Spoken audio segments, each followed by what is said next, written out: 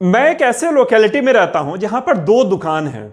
दोनों दुकान राशन का सामान बेचते हैं, राशन की दुकान है, डेली गुड्स का सामान मिलता है वहां पर। मगर एक बहुत बड़ा डिफरेंस है दोनों दुकानों में। एक दुकान में भीड़ ज्यादा है, दूसरे दुकान में कंपैरेटिवली भीड़ कम है, लोग कम जाते हैं। आपको एक बात बता दो, दोनों दुकान का साइज तकरीबन बराबर है, क्वालिटी ऑफ प्रोडक्ट एक जैसे रखते हैं, प्राइस भी लगभग समान है। मगर फिर भी ऐसा क्यों होता है मुझे नहीं समझ आ रहा था। बड़े लंबे समय से मैं चाह रहा था इसको मैं समझूं, इसको देखूं। मैं चला गया एक दिन दुकान पर, जहां भीड़ ज्यादा थी थोड़ी देर खड़े होकर देखा, फिर जहां भीड़ कम थी उस दुकान में जाकर के देखा।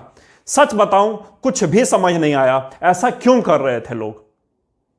क्योंकि quality same, size same, price same, फिर लोग वहां क्यों नहीं जा रहे थे, लोग यहां क्यों ज्यादा आ रहे थे। मैंने इस बीच में ह्यूमन साइकोलॉजी पढ़ी, लोगों को समझने का एक मैंने समझना चाहा लोग किस तरह से सोचते हैं, लोगों की बाइंग एक्टिविटी को समझना चाहा, बाइंग बिहेवियर को समझने की कोशिश की। फिर मैं दोबारा से गया दोनों दुकान पर, दोनों दुकान को जाकर मैंने ऑब्जर्व किया लोगों के फेशियल एक्सप्रेशंस को। मैंने देखा जो लोग जहां भीड़ ज्यादा है वहां खुश ज्यादा थे, जहां भीड़ कम थी वहां हल्का सा स्ट्रेस का लेवल ज्यादा था। इसके पीछे वजह समझने की मैंने कोशिश की कि लोग उस दुकान पे खुश ज्यादा क्यों हैं, यहां पर स्ट्रेस क्यों ले रहे हैं, और स्ट्रेस लेने की वजह से लोग यहां पर कम आ रहे हैं। मैंने पाया दोनों के वजन करने के तरीके का अंतर, सिर्फ वजन करने के तरीके का अंतर, ऑनरशिप की फीलिंग। जब कोई सामान आप ऑर्डर करते हैं, उस दुकान में ऐसा हो रहा था जहां भीड़ ज्यादा थी, किसी ने कहा मुझे 2 किलो चीनी दे दो भाई। उसने क्या किया, उस थैले में थोड़ा सा चीनी डाला, तराजू पर रखा और बाकी चीनी धीरे धीरे डालना शुरू किया।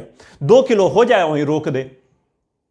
दूसरे दुकान वाला क्या करता था, चीनी पहले से उस थैले में भर लेता था और लाके तराजू पे रखता था, और जैसे ही ज्यादा होने लगता था, ज्यादा लेके ही आता था, उसमें से निकाल करके हटा लेता था।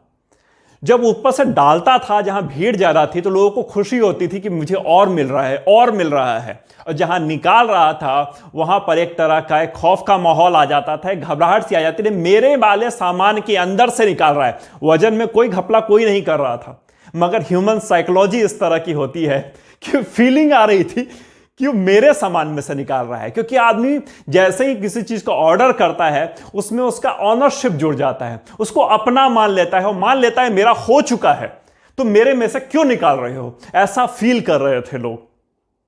ये चीज बहुत बड़ी बड़ी कंपनीज ने समझ लिया है आज, कि लोग प्रोडक्ट को जैसे ही देखते हैं और जैसे ही ऑर्डर करते हैं उसको अपना समझ लेते हैं, भले आपने पैसे ना दिए हों उसके। ये चीज अमेज़न बहुत अच्छे से समझता है। और ये दुकान वाला दूसरा नहीं समझ पा रहा था ये बात, इसलिए वहां भीड़ कम थी। दूसरा इस बात को समझ रहा था, इसलिए वो भीड़ ज्यादा लेके बैठा हुआ था। अमेज़न के साथ भी ऐसा ही होता है। ऑनलाइन जब आप कोई प्रोडक्ट ऑर्डर करते हैं, पहले तो आप सेलेक्ट करते हैं, उसमें टाइम लगाते हैं, कार्ट में डालते हैं, ऑर्डर प्लेस करते हैं। जैसे ही आप ऑर्डर प्लेस करते हैं, भले ही आपने पैसे ना दिए हों, cash on delivery option select किया हो, मगर उस प्रोडक्ट को आप अपना मान चुके होते हैं। आपको लगता है तुरंत आ जाए मेरे पास, उस प्रोडक्ट के बिना भी आप जी रहे थे अभी तक। मगर अब जैसे ही आपने ऑर्डर प्लेस किया है, आपको प्रोडक्ट तुरंत चाहिए। तुरंत मतलब तुरंत, आपको वेट करने का आपके ना पेशेंस नहीं है, क्योंकि आपने उसको अपना मान लिया है। इस चीज को अमेज़न ने समझ लिया। आज ऐसे ही विश्व के पहले नंबर की कंपनी नहीं बन गई है। जेफ बेजोस आज ऐसे ही पृथ्वी के सबसे अमीर आदमी नहीं हो गए हैं, क्योंकि उन्होंने इस फीलिंग को समझ लिया कि कस्टमर क्या चाहता है और कस्टमर किस तरह से सोचता है। बस इसी चीज को सोचते हुए अमेज़न एक प्राइम फीचर लॉन्च किया था, जिसके तहत गारंटेड 24 आवर में डिलीवरी देगा। कुछ पैसे दीजिए साल के, कुछ पैसे, और साल भर आपको गारंटेड 1 दिन में डिलीवरी दे देगा, कुछ भी ऑर्डर कीजिए। जमकर कस्टमर्स ने उस फैसिलिटी को अवेल किया, और आज भी अमेज़न उस सर्विस को देने वाला इकलौता ऐसा कंपनी है विश्व में जो कि 1 दिन में आपका चुना हुआ सामान पहुंचा देता है। कभी आपने कोई ड्यूरेबल प्रोडक्ट ऑर्डर किया हो, मैं जैसे आरओ की एग्जांपल देता हूं, आरओ अपने नया फिल्टर लिया हो, अभी तक हो सकता है आप टैप वाटर पी रहे हो सकता है आप बाहर से बोतल बंद पानी खरीद के लाते हैं उसको पी रहे हो, मगर जैसे आप आरओ ऑर्डर करते हैं, आपके घर में डिलीवरी होती है, आपके मन में पहली फीलिंग क्या आती है, तुरंत इंस्टॉल होना चाहिए भाई। 48 घंटे को लोग कमिटमेंट देते हैं, मगर आप पीछे पड़ जाते हैं, इंस्टॉल करवा दे। जैसे कि आज तक कभी आपने नॉर्मल पानी पिया ही नहीं, बस आरओ लिया नहीं है कि आपको आरओ का पानी पीना है, मगर वहां पर आपकी इच्छा यह नहीं है कि आपको आरओ का पानी पीना है, आपका ऑनरशिप वाली फीलिंग आ गई है। आपको यह लग रहा है ये मेरी चीज है, मैं इसको यूज क्यों नहीं कर पा रहा हूं, तुरंत मुझे यूज करना है। आज अगर किसी भी व्यक्ति को बाजार में सस्टेन करना है, सरवाइव करना है, तो आपको कस्टमर की फीलिंग का ध्यान रखना होगा। गांधी जी ने एक लाइन कही थी, कोई दुकानदार आपके ऊपर एहसान नहीं कर रहा है, कोई ग्राहक जो है वहां जाकर उस दुकानदार पर एहसान करता है। ग्राहक के दिमाग को समझना होगा, ग्राहक की इच्छा को समझना होगा, वो क्या चाह रहा है आपको पता होना चाहिए। उसके एक्सप्रेशन को आपको रीड करना पड़ेगा, सॉल्यूशन देना पड़ेगा इमीडिएट। सक्सेस होने का और अमीर होने का सीधा सा फॉर्मूला है, सॉल्यूशन प्रोवाइड कीजिए और अमीर हो जाइए। कोई भी चीज है बाजार में, समाज में, सॉल्यूशन दीजिए और आप अमीर हो जाइए। सॉल्यूशन ढूंढिए, सॉल्यूशन ढूंढिए, सॉल्यूशन ढूंढेंगे पैसे आएंगे। कस्टमर के फीलिंग को समझिए, कस्टमर नीड को मत समझिए। कस्टमर क्या सोच रहा है इससे ज्यादा जरूरी है कस्टमर जो सोच रहा है उसका सॉल्यूशन कैसे उसको मिलेगा, उसका जवाब ढूंढिए। आज जो भी कंपनीज वर्ल्ड वाइड सर्वाइव कर रही हैं या बिजनेस बहुत अच्छा कर रही हैं, वो कस्टमर को सॉल्यूशन दे रही हैं। चलिए, उम्मीद करता हूं अच्छा लगा होगा आज का सेशन। मिलता हूं बहुत ही जल्दी नए वीडियो में। हेलो, मैं कृष्णा। आज आपको एक सच्ची घटना बताता हूं। दोनों घटनाएं जो भी आज मैं आपको बताऊंगा, दोनों सच्ची घटनाएं जो मेरे साथ गुजरी हुई हैं, उसको आपको मैं थोड़ा डिटेल में समझाता हूं किस तरह से हैबिट हमें परेशान करती हैं। थोड़ा सा पेशेंस रखिएगा, वीडियो में पूरी कोशिश करूंगा छोटा सा छोटा हो, मगर यदि बड़े हो जाए तो थोड़ा बर्दाश्त कीजिएगा, वीडियो पूरा देखिएगा यदि पूरा बेनिफिट लेना चाहते हैं तो। एक बार की बात है, मेरे बड़े प्रिय मित्र हैं, बड़ी पुरानी दोस्ती है हमारी, उनसे मिलने के लिए गया। बड़े लंबे समय से वो आग्रह कर रहे थे आइए मिलिए, तो उनके घर पर गया। काफ़ी देर हो गई रात में, वहाँ से निकल नहीं पाया, तो उन्होंने कहा आज यहीं रुक जाओ। तो मुझे भी लगा इसमें कोई गलत बात नहीं है, रुक जाना चाहिए, रात में रुक जाने में ऐसा क्या है, सुबह जल्दी निकल जाऊँगा यहाँ से। रुक तो गया वहाँ पर। उन्होंने एक जो जगह दी मुझे रुकने के लिए, एक जगह उन्होंने एक रूम दिया अपने घर में। मगर जैसी रात हुई, अभी तक तो कुछ प्रॉब्लम नहीं हो रही थी, जैसे रात गुजरी इतनी तेज तेज ट्रेन की आवाज़ आनी शुरू हो गई, हॉर्न की आवाज़ आनी शुरू हो गई, बड़ी डिस्टर्बेंस होने लगी मुझे। मैंने झांक कर देखा, मेरे मित्र अपने रूम में मज़े से सो रहे थे, मगर मेरे लिए तो आफत हो गई थी, क्योंकि उनका घर रेलवे जो पटरियां होती हैं उससे बहुत दूर नहीं था। जितना एक टेक्निकली होना चाहिए, रूल है गवर्नमेंट का, उससे आगे नहीं बना सकते, तो उतना दूर करके उन्होंने बना रखा था। घर बड़ा अच्छा बना रखा है उन्होंने, मगर मेरे लिए बड़ी तकलीफ का सबक बन गया हो। मुझे लगा मैंने क्या डिसीजन ले लिया रात में रुकने का। पूरी रात परेशान होते रहा, पूरी रात उस ट्रेन गुजरती थी, कभी नींद पड़ भी जाए, ट्रेन गुजरे नींद खुल जाए, हॉर्न बजे नींद खुल जाए। सुबह हुई, हम दोनों मिले, उन्होंने पूछा कैसी रही रात। मैंने कहा कैसी रहेगी भाई, तुम अपनी बताओ। उसने कहा ऐसा क्या हो गया कल रात में। मैंने बोला पूरी रात शोर आता रहता है यार, कैसे सो लेते हो ऐसे में, इतनी शोर में। उसने कहा कैसा शोर। मैंने कहा ट्रेन की। बोलो हो, पहले जब मैं नया नया यहाँ शिफ्ट हुआ था, जब मैंने घर बनाया था, तो मुझे भी कुछ दिनों तक बड़ी दिक्कत हुई थी, मगर अब धीरे धीरे आदत पड़ गई है। मुझे तो आवाज़ भी नहीं आती है उस ट्रेन की, कोई ट्रेन गुजरे ना गुजरे कोई साउंड मुझे फील ही नहीं होता। देखते हैं हैबिट, इतनी जबरदस्त आदमी हैबिट बना लेता है चीज़ों को नेग्लेक्ट कर लेने का। ये ब्रेन हमारा इतना पावरफुल है ना, इतना ज़्यादा पावरफुल है, इसको आप जो कमांड देंगे ना और जिस हैबिट में आप इसको डेवलप करेंगे, सब कॉन्शियस माइंड उसको अपने अंदर फिक्स कर लेता है और आपको उसके हिसाब से आपका पूरी दिनचर्या चल रही होती है। हमें पता भी नहीं चल रहा होता कि हमें सबकॉन्शियस माइंड हमें ट्रेन कर रहा है, हमें चलवा रहा है और हम चल रहे होते हैं। हमारे कॉन्शियस माइंड के काम करने की स्पीड सब कॉन्शियस की तुलना में बहुत स्लो है। यदि बिट्स में बोलूं तो 4000 बिट्स की स्पीड में वो चलता है सब कॉन्शियस, तो कॉन्शियस से 40 बिट्स की स्पीड में चलता है। देख रहे हैं डिफरेंस। और हमारा जो मैक्सिमम जो क्रिएटिव काम होता है वो कॉन्शियस से होता है, सब कॉन्शियस की कोई ज़रूरत ही नहीं होती उसमें। मगर 99% काम या 98% काम दिन भर में सब कॉन्शियस से करते हैं, मतलब ट्रेंड माइंड से करते हैं, रिकॉर्डेड माइंड से करते हैं। ऐसा उन्होंने, मेरे फ्रेंड ने ऐसा रिकॉर्ड कर लिया कि अब ये तो आवाज़ तो रोज़ का है, मैंने यहाँ खर्चा किया है, पैसे लगाए हैं, इतना बड़ा घर बनाया है, इतने इन्वेस्टमेंट की है, अब रहना तो मुझे यहीं पर है। तो उन्होंने अपने दिमाग को ऐसा ट्रेन कर लिया महीनों के प्रैक्टिस करके कि अब उनको ट्रेन की आवाज़ ही नहीं आती है, उस हॉर्न की आवाज़ ही नहीं आती है। ये हमें भी यही करना है। हमें भी इस ब्रेन को उतना ही ट्रेन करना है कि हमें निगेटिव से कोई फर्क ही ना पड़े। निगेटिव आए तो हम लोग उसको नेग्लेक्ट करके आगे बढ़ सकें, क्योंकि हमने जो 7 साल तक एज तक हमारा जो ब्रेन डेवलप हुआ है उसके आगे ब्रेन डेवलप होना बंद हो जाता है। उसके बाद 2 ही 3 तरीके हैं कि सबकॉन्शियस माइंड में आप चेंज कर सकते हैं, उसमें आप नया कुछ लिख सकते हैं। मैंने पूरा सबकॉन्शियस माइंड पर एक वीडियो बनाया है, आप चाहें तो उसको देखिएगा, आपको सबकॉन्शियस माइंड कैसे काम करता है और हमारे जीवन में उसका कैसे इफेक्ट होता है उसको आप समझ पाएंगे। विजुअलाइजेशन का भी यही खेल है सबकॉन्शियस माइंड के साथ। सबकॉन्शियस माइंड में चेंज करने के लिए, सबकॉन्शियस माइंड में रीराइट करने के लिए विजुअलाइज किया जाता है, तो इसलिए विजुअलाइज करना चाहिए। एक घटना और बताता हूं मैं, हैबिट से ही रिलेटेड। एक ऑर्गेनाइजेशन है, कंपनी है कह लीजिए, उनके जो ऑनर हैं या फिर उनके जो एमडीज हैं उनके साथ मेरे बड़े अच्छे संबंध थे।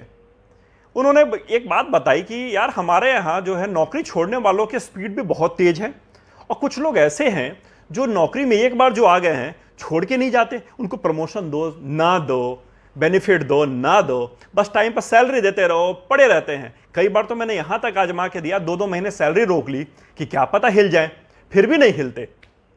एक बार तुम आकर के तुम देखना चाहोगे किस तरह का माहौल है मेरी कंपनी का, क्या इनके ब्रेन में क्या चलता है। इन लोगों से बात करने की कोशिश करो, मैं नहीं बताऊंगा, तुम मेरे जानने वाले हो। मैं एक जनरल तुम्हारा एक इंट्रोडक्शन दूंगा, तुम जरा इन लोगों से मिलकर पर्सनली बात करो। मैंने कहा इसमें कौन सी बड़ी बात है, आता हूँ, मिलते हैं, ये मेरा तो काम ही यही है, मुझे मजा ही इसी काम में आता है, लोगों से मिलने में। उनके कंपनी में गया, अलग अलग लोगों से उन्होंने मिलाया जो लोग बहुत लंबे समय से काम कर रहे थे। उसमें एक ऐसा आदमी मिला जो मुझे उल्लेख करने लायक है, यहां मैं आपको उसका उल्लेख करता हूं। उनसे मैं डिफरेंट कैबिन में मिला था, एक कॉन्फ्रेंस रूम जैसा था, वहां मिला। वो मेरे सामने आके बैठे, उनको बैठने में थोड़ी सी दर्द हो रही, तकलीफ हो रही थी। उन्होंने ऐसा लगा कि वो बैठे तो उनको हल्का सा दर्द हो। मैंने पूछा कोई आपको तकलीफ है क्या, किसी तरह का दर्द है क्या? तो उन्होंने कहा हाँ सर, थोड़ा सा ना मेरे नीचे के भाग में कुछ जख्म सा हो गया है। मैंने कहा इलाज करवाइए। अरे बोला नहीं जाएगा सर इलाज से, ये इलाज वाली बीमारी नहीं है। मैंने बोला ऐसा क्या हुआ है? कह रहे छोड़िए ना, कुछ और बात करते हैं, उसके बारे में बात नहीं करना चाहता मैं। मैंने कहा हो सकता है लोग कई बार अपनी बीमारियों के बारे में डिस्कस नहीं करना चाहते हैं, उनका पर्सनल मैटर है, सच में मुझे उसमें इन्वॉल्व नहीं होना चाहिए था। बातचीत हुई, मैंने उनका डेस्क देखना चाहा। मैंने कहा मैं आपका डेस्क देखना चाहता हूं, क्योंकि मुझे पता चला कि आप बहुत लंबे से यहाँ काम कर रहे हैं, समय से काम कर रहे हैं, और आप इस कंपनी के लिए बहुत वैल्यूएबल एम्प्लॉई हैं, और मैं चाहता हूँ आप लोगों जैसे लोगों पर मैं सर्वे करूँ। कितनी बड़ी बात है, आप लोग इतने डेडिकेटेड हैं किसी ऑर्गेनाइजेशन के प्रति। बड़े एंथुसियाज्म के साथ वो मुझे अपने डेस्क पे ले गए, फिर वहां बैठे, फिर वही तकलीफ, उसी तरह का फेशियल एक्सप्रेशन, वही दर्द उन्होंने फिर से फील किया। मैंने फिर से पूछा आप इतना परेशान हैं, इतनी तकलीफ है, आप इलाज क्यों नहीं करवाते भाई साहब? तो उन्होंने फिर से वही जवाब दिया, अरे सर ठीक हो जाएगा, पहले तो छोटा सा फुंसी हुई थी, वो बढ़ते बढ़ते बढ़ते बढ़ते जख्म ले लिया है, अब धीरे धीरे मेरी जिंदगी के साथ ये भी जाएगा, ये ऐसे ठीक होने वाला नहीं है। मैंने कहा अच्छा चलिए। वो बैठे और एक बार उन्होंने बड़ा तेज से मतलब फील किया कि उनको बहुत तेज दर्द हुआ। मैंने कहा अब क्या हुआ? उन्होंने बोला कुछ चुभा। मैंने बोला चेयर चेंज कर लीजिए। बोले यही तो नहीं छोड़ सकता मैं। मैंने बोला इस चेयर से इतनी लगाव क्या है? बोले इसी चेयर ने तो जख्मी किया है मुझे। मैंने कहा मतलब? उन्होंने दिखाया बुला के मुझे, इधर आओ। उन्होंने चेयर में देखा, उन्होंने हल्की सी कील निकली हुई थी उनके चेयर के ऊपर से, जो बाहर की ओर निकल के आ रही थी, उस पर बैठने की वजह से उनको जख्म हो गया था, उसमें बैठने के वजह से उनको चोट लगी हुई थी वहां पे, और वही बार बार उसी जख्म पे टच होता था और वो परेशान हो रहे थे और उनको इस तरह की दिक्कत हो गई थी। मैंने कहा चेयर क्यों नहीं बदलते? बोलता है मेरे साथ जाएगा। मैंने बोला आप कब जाएंगे, कुछ डिसाइड किया है? उनको पसंद नहीं आई बात। सोचिए कोई आदमी किसी ऑर्गेनाइजेशन में पड़ा हुआ है इतने लंबे समय से, कोई चेंज भी नहीं कर रहा, प्रमोशन नहीं मिल रहा, डेवलपमेंट नहीं मिल रहा, और अपने आप में इतना भी परिवर्तन करने को तैयार नहीं है, इतना भी चेंज करने को तैयार नहीं है कि वो चेयर चेंज कर ले। वो उसको जख्म दे रहा है तो आप यकीन मानिए उसको मजा आने लगा है उस जख्म में। वो जो हल्का सा उसको पिन करता है नीचे से वो कील, उसको उस कील को टच होने में उसको मजा आने लगा है। वो आदमी को दर्द एंजॉय करना शुरू कर देता है। उसका इलाज नहीं करवा रहा आदमी कि कहीं ये दर्द ठीक हो गया, मैं एंजॉय करना मेरा बंद ना हो जाए। हम सब उस कील के मारे हुए हैं। हम जहां हैं ना, हमें उस सिचुएशन को एंजॉय हमने शुरू कर दिया है करना, दर्द को एंजॉय करना शुरू कर दिया है, तकलीफ को एंजॉय करना शुरू कर दिया है। जिस सराउंडिंग में हम रहने लगे हैं, रिस्क लेने से इतना बचने लगे हैं, इतना बचना चाहते हैं कि हमने अपने करियर को दांव पे लगा दिया है और करियर को दांव पर लगा करके हम उस करियर को भी एंजॉय करना शुरू कर दिया है, उस दांव को भी। सुधरने का समय कोई नहीं होता, किसी भी उम्र में सुधरा जा सकता है, किसी भी उम्र में बदला जा सकता है, बदलने की उम्र नहीं होती। मगर तैयार तो होइए बदलने के लिए, तैयार तो होइए अमीर होने के लिए, तैयार तो होइए खूब सारा कमाने के लिए, तैयार तो होइए पैसे बनाने के लिए। मगर बहुत सारे लोग उसके लिए भी तैयार नहीं हैं, पॉजिटिव सोचने को तैयार नहीं है, अच्छा सोचने को तैयार नहीं है, विजुअलाइज करने को तैयार नहीं है, अपनी हैबिट बदलने को तैयार नहीं है। लोग अपनी चेयर छोड़ने को तैयार नहीं है, ऐसी चेयर जो कि उनको तकलीफ दे रही है, और ऐसे ऑर्गेनाइजेशन छोड़ने को तैयार नहीं है जो उनको ऑर्गेनाइजेशन ग्रोथ नहीं दे रहा। क्या बोलूं इससे ज्यादा मैं। हम सब ट्रैप्ड हैं, एक ऐसे अपने खुद के बनाए हुए जाल में ट्रैप्ड है जिससे तक नहीं निकलेंगे हम आगे नहीं बढ़ पाएंगे। सीखिए, बढ़िए, करना शुरू कीजिए। चलिए, उम्मीद करता हूं अच्छा लगा होगा सेशन। बहुत जल्दी मिलता हूं नेक्स्ट वीडियो में। हेलो, मैं कृष्णा। आज भी एक कहानी से ही अपने सेशन की शुरुआत करूंगा। कहानी मुल्ला नसरुद्दीन की। एक बार की बात है, मुल्ला जी अपने छोटे घर में अपने गधे के साथ रहते थे। गधा उनके जरूरी काम किया करता था, इसलिए उनको गधा था बहुत प्रिय। वजन ढोना और भी बहुत तरह के काम होते थे मुल्ला जी के, जो कि गधा उनका पूरा कर देता था। एक शाम की बात है, मुल्ला जी, गर्मी का मौसम था, छत पर गए। बहुत सुहाना मौसम था, बारिश हो रही थी, मौसम में बड़ी ठंडी ठंडी हवा चल रही थी।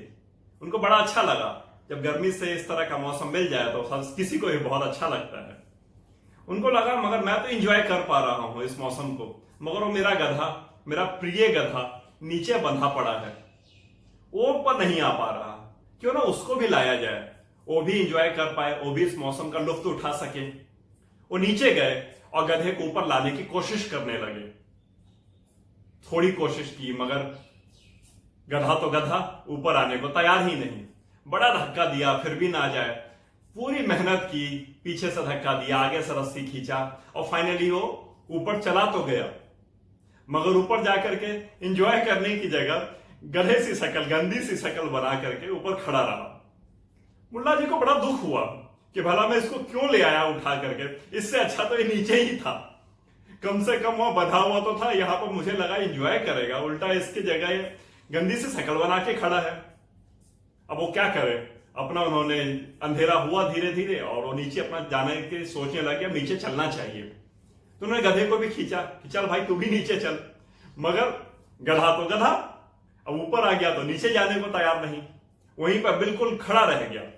कितना भी मेहनत कर लें, धक्का ले लें, खींच लें, मगर वो हिलने को तैयार नहीं अपनी जगह से। मुल्ला जी को कुछ समझ नहीं आया, उसको ऊपर ही छोड़कर नीचे चले आए और नीचे आकर के अपना जरूरी काम करने लगे। थोड़ी देर में उनको छत पर से बहुत तेज छत को पीटने की आवाज आने लगी। उनको लगा गधा नीचे आना चाहता है, इसलिए छत को पीट रहा है। और छत पर गए तो देखा गधे ने पीट पीट कर छत की लेंटर को ढीला कर दिया था, तोड़ दिया था। उन्होंने उसको रोकना चाहा तो और तेज तेज मारने लगा। उन्होंने उसको खींच कर नीचे लाना चाहा तो उसने एक लात मारी और मुल्ला जी भी गिर पड़े और छत भी हल्की सी टूट गई। मुल्ला जी को एक बात समझ आ गई, गधा गधा ही होता है, उसको ज्यादा इज्जत देंगे तो आपको नुकसान पहुंचाएगा और जहां आप उसको ले जाएंगे उसको भी वो तोड़ देगा।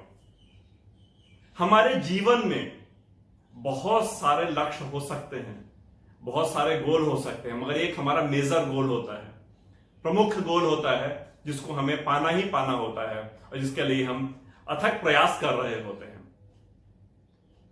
तो मैं हमेशा कहता हूं, संगत ऐसे लोगों की बनाइए जो लोग आपको उस लक्ष्य को पा लेने में मदद करें। अच्छे लोगों की संगत बनाइए। जैसे एग्जांपल लेके मैं समझाता हूं, यदि मान लीजिए आपका लक्ष्य बहुत सारे पैसे कमाने हैं, तो आपको संगत भी अमीरों की बनानी पड़ेगी।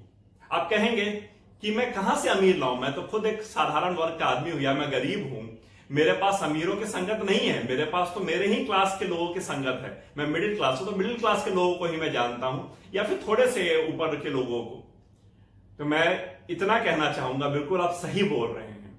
हाँ, हो सकता है आपकी जो संगत में जो लोग हों वो अमीर ना हो, मगर ऐसे लोग तो होंगे ना आपकी संगत में जो लोग पॉजिटिव सोचते हो, ऊंचा सोचते हो, बड़ा सोचते हो। कभी आप किसी ऐसे किले में गए हो, पुराना किला होता था जिसमें बहुत सारी सीढ़ियां होती थी, हजारों सीढ़ियां हो, 1,000 सीढ़ी हो, वहां पहुंचने में लंबा समय लग रहा हो और आपके अंदर बहुत इच्छा हो ऊपर जाने की, आपके अंदर स्टेमिना भी बहुत ज्यादा हो, मगर आपकी संगत ऐसी है जो कि आपको बार बार डिमोटिवेट कर रही है, कह रही है कहां ऊपर जाएगा, इतना ऊपर चढ़ेगा फिर नीचे आएगा, ऊपर ऐसा भला क्या देखने को मिल जाएगा, पूरा थक जाएगा। तो आपका मन बहुत है मगर आपकी संगत ऐसी है कि आपको वो करने ही नहीं दे रही, या करना चाह रहे हैं तो रोक रही है। बस सीन को चेंज कर देता हूं, मैं सिचुएशन बदल देता हूं। संगत अब दूसरी हो गई है जिसमें मोटिवेटेड लोग हैं, पॉजिटिव लोग हैं, आपको मन नहीं है, आपकी एनर्जी जवाब दे रही है, मगर लोग इस तरह के हैं, चलना ऊपर चलते हैं, बहुत मजा आएगा, ऊपर जाएंगे, कितनी ठंडी ठंडी हवा आ रही है, कितनी तेज हवा आएगी, इतना पुराना किला देखने का मौका मिलेगा, नीचे उतरने में एक जो स्पीड आती है उसका ही आनंद ही कुछ और होता है। देख रहे हैं, सीन अलग अलग हो गया, सिचुएशन अलग अलग हो गई, मगर लक्ष्य वही था। तो इससे कोई खास फर्क नहीं पड़ता कि आप किस तरह के लोगों के बीच में हैं, मगर सिर्फ इससे फर्क पड़ता है कि आपके आसपास के जो लोग हैं वो कितने पॉजिटिव हैं, कितना आपके लक्ष्य को पहुंचा पाने में आपकी मदद करने को तैयार हैं। अगर हो सके तो संगत वैसे की बनाइए जो आपका लक्ष्य है, मगर ना मिले वैसे लोग और नहीं मिल पा रहे हैं तो कोई जरूरत नहीं है किसी के साथ रहने की, अकेले रह करके भी उस लक्ष्य तक पहुंचा जा सकता है। मगर गलत संगत के साथ यदि आप आगे बढ़ना चाहेंगे तो आप कभी भी उस लक्ष्य तक नहीं पहुंच पाएंगे। और कोई ना मिले, सामाजिक प्राणी है मनुष्य, अकेले रहना भी आसान नहीं है, तो कम से कम पॉजिटिव और आपको जो मोटिवेट करते हैं, आपको जो आगे बढ़ने में मदद करते हैं, वैसे लोगों के साथ रहिए।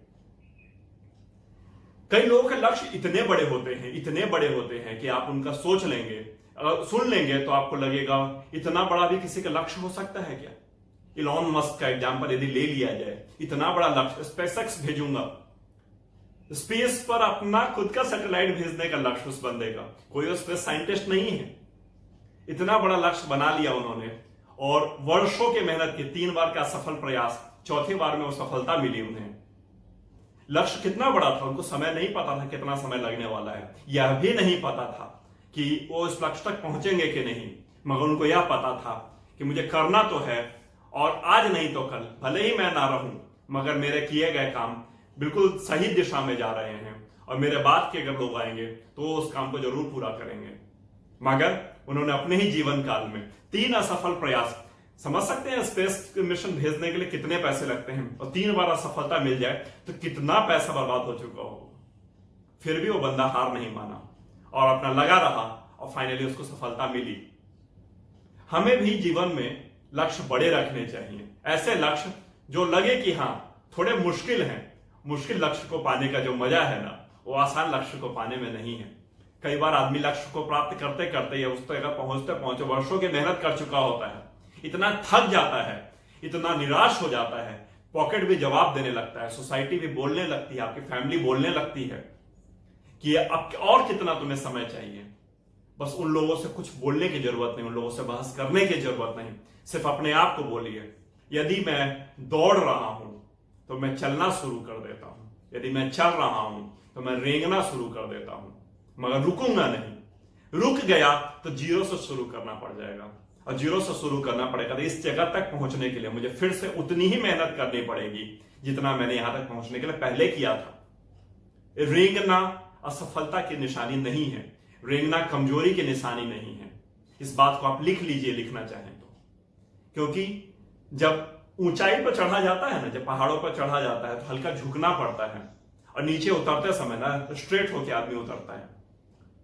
यदि आपने कभी रेसिंग देखी हो, ओलंपिक्स वगैरह में, या किसी साधारण रेसिंग भी देखी हो, जो एथलीट्स होते हैं दौड़ने के पहले 45 डिग्री से लेकर के 55 डिग्री का एक खास तरह का एंगल बनाते हैं दौड़ने के पहले झुक करके, कि उनको स्पीड मिल सके, उनको फ्लो मिल सके।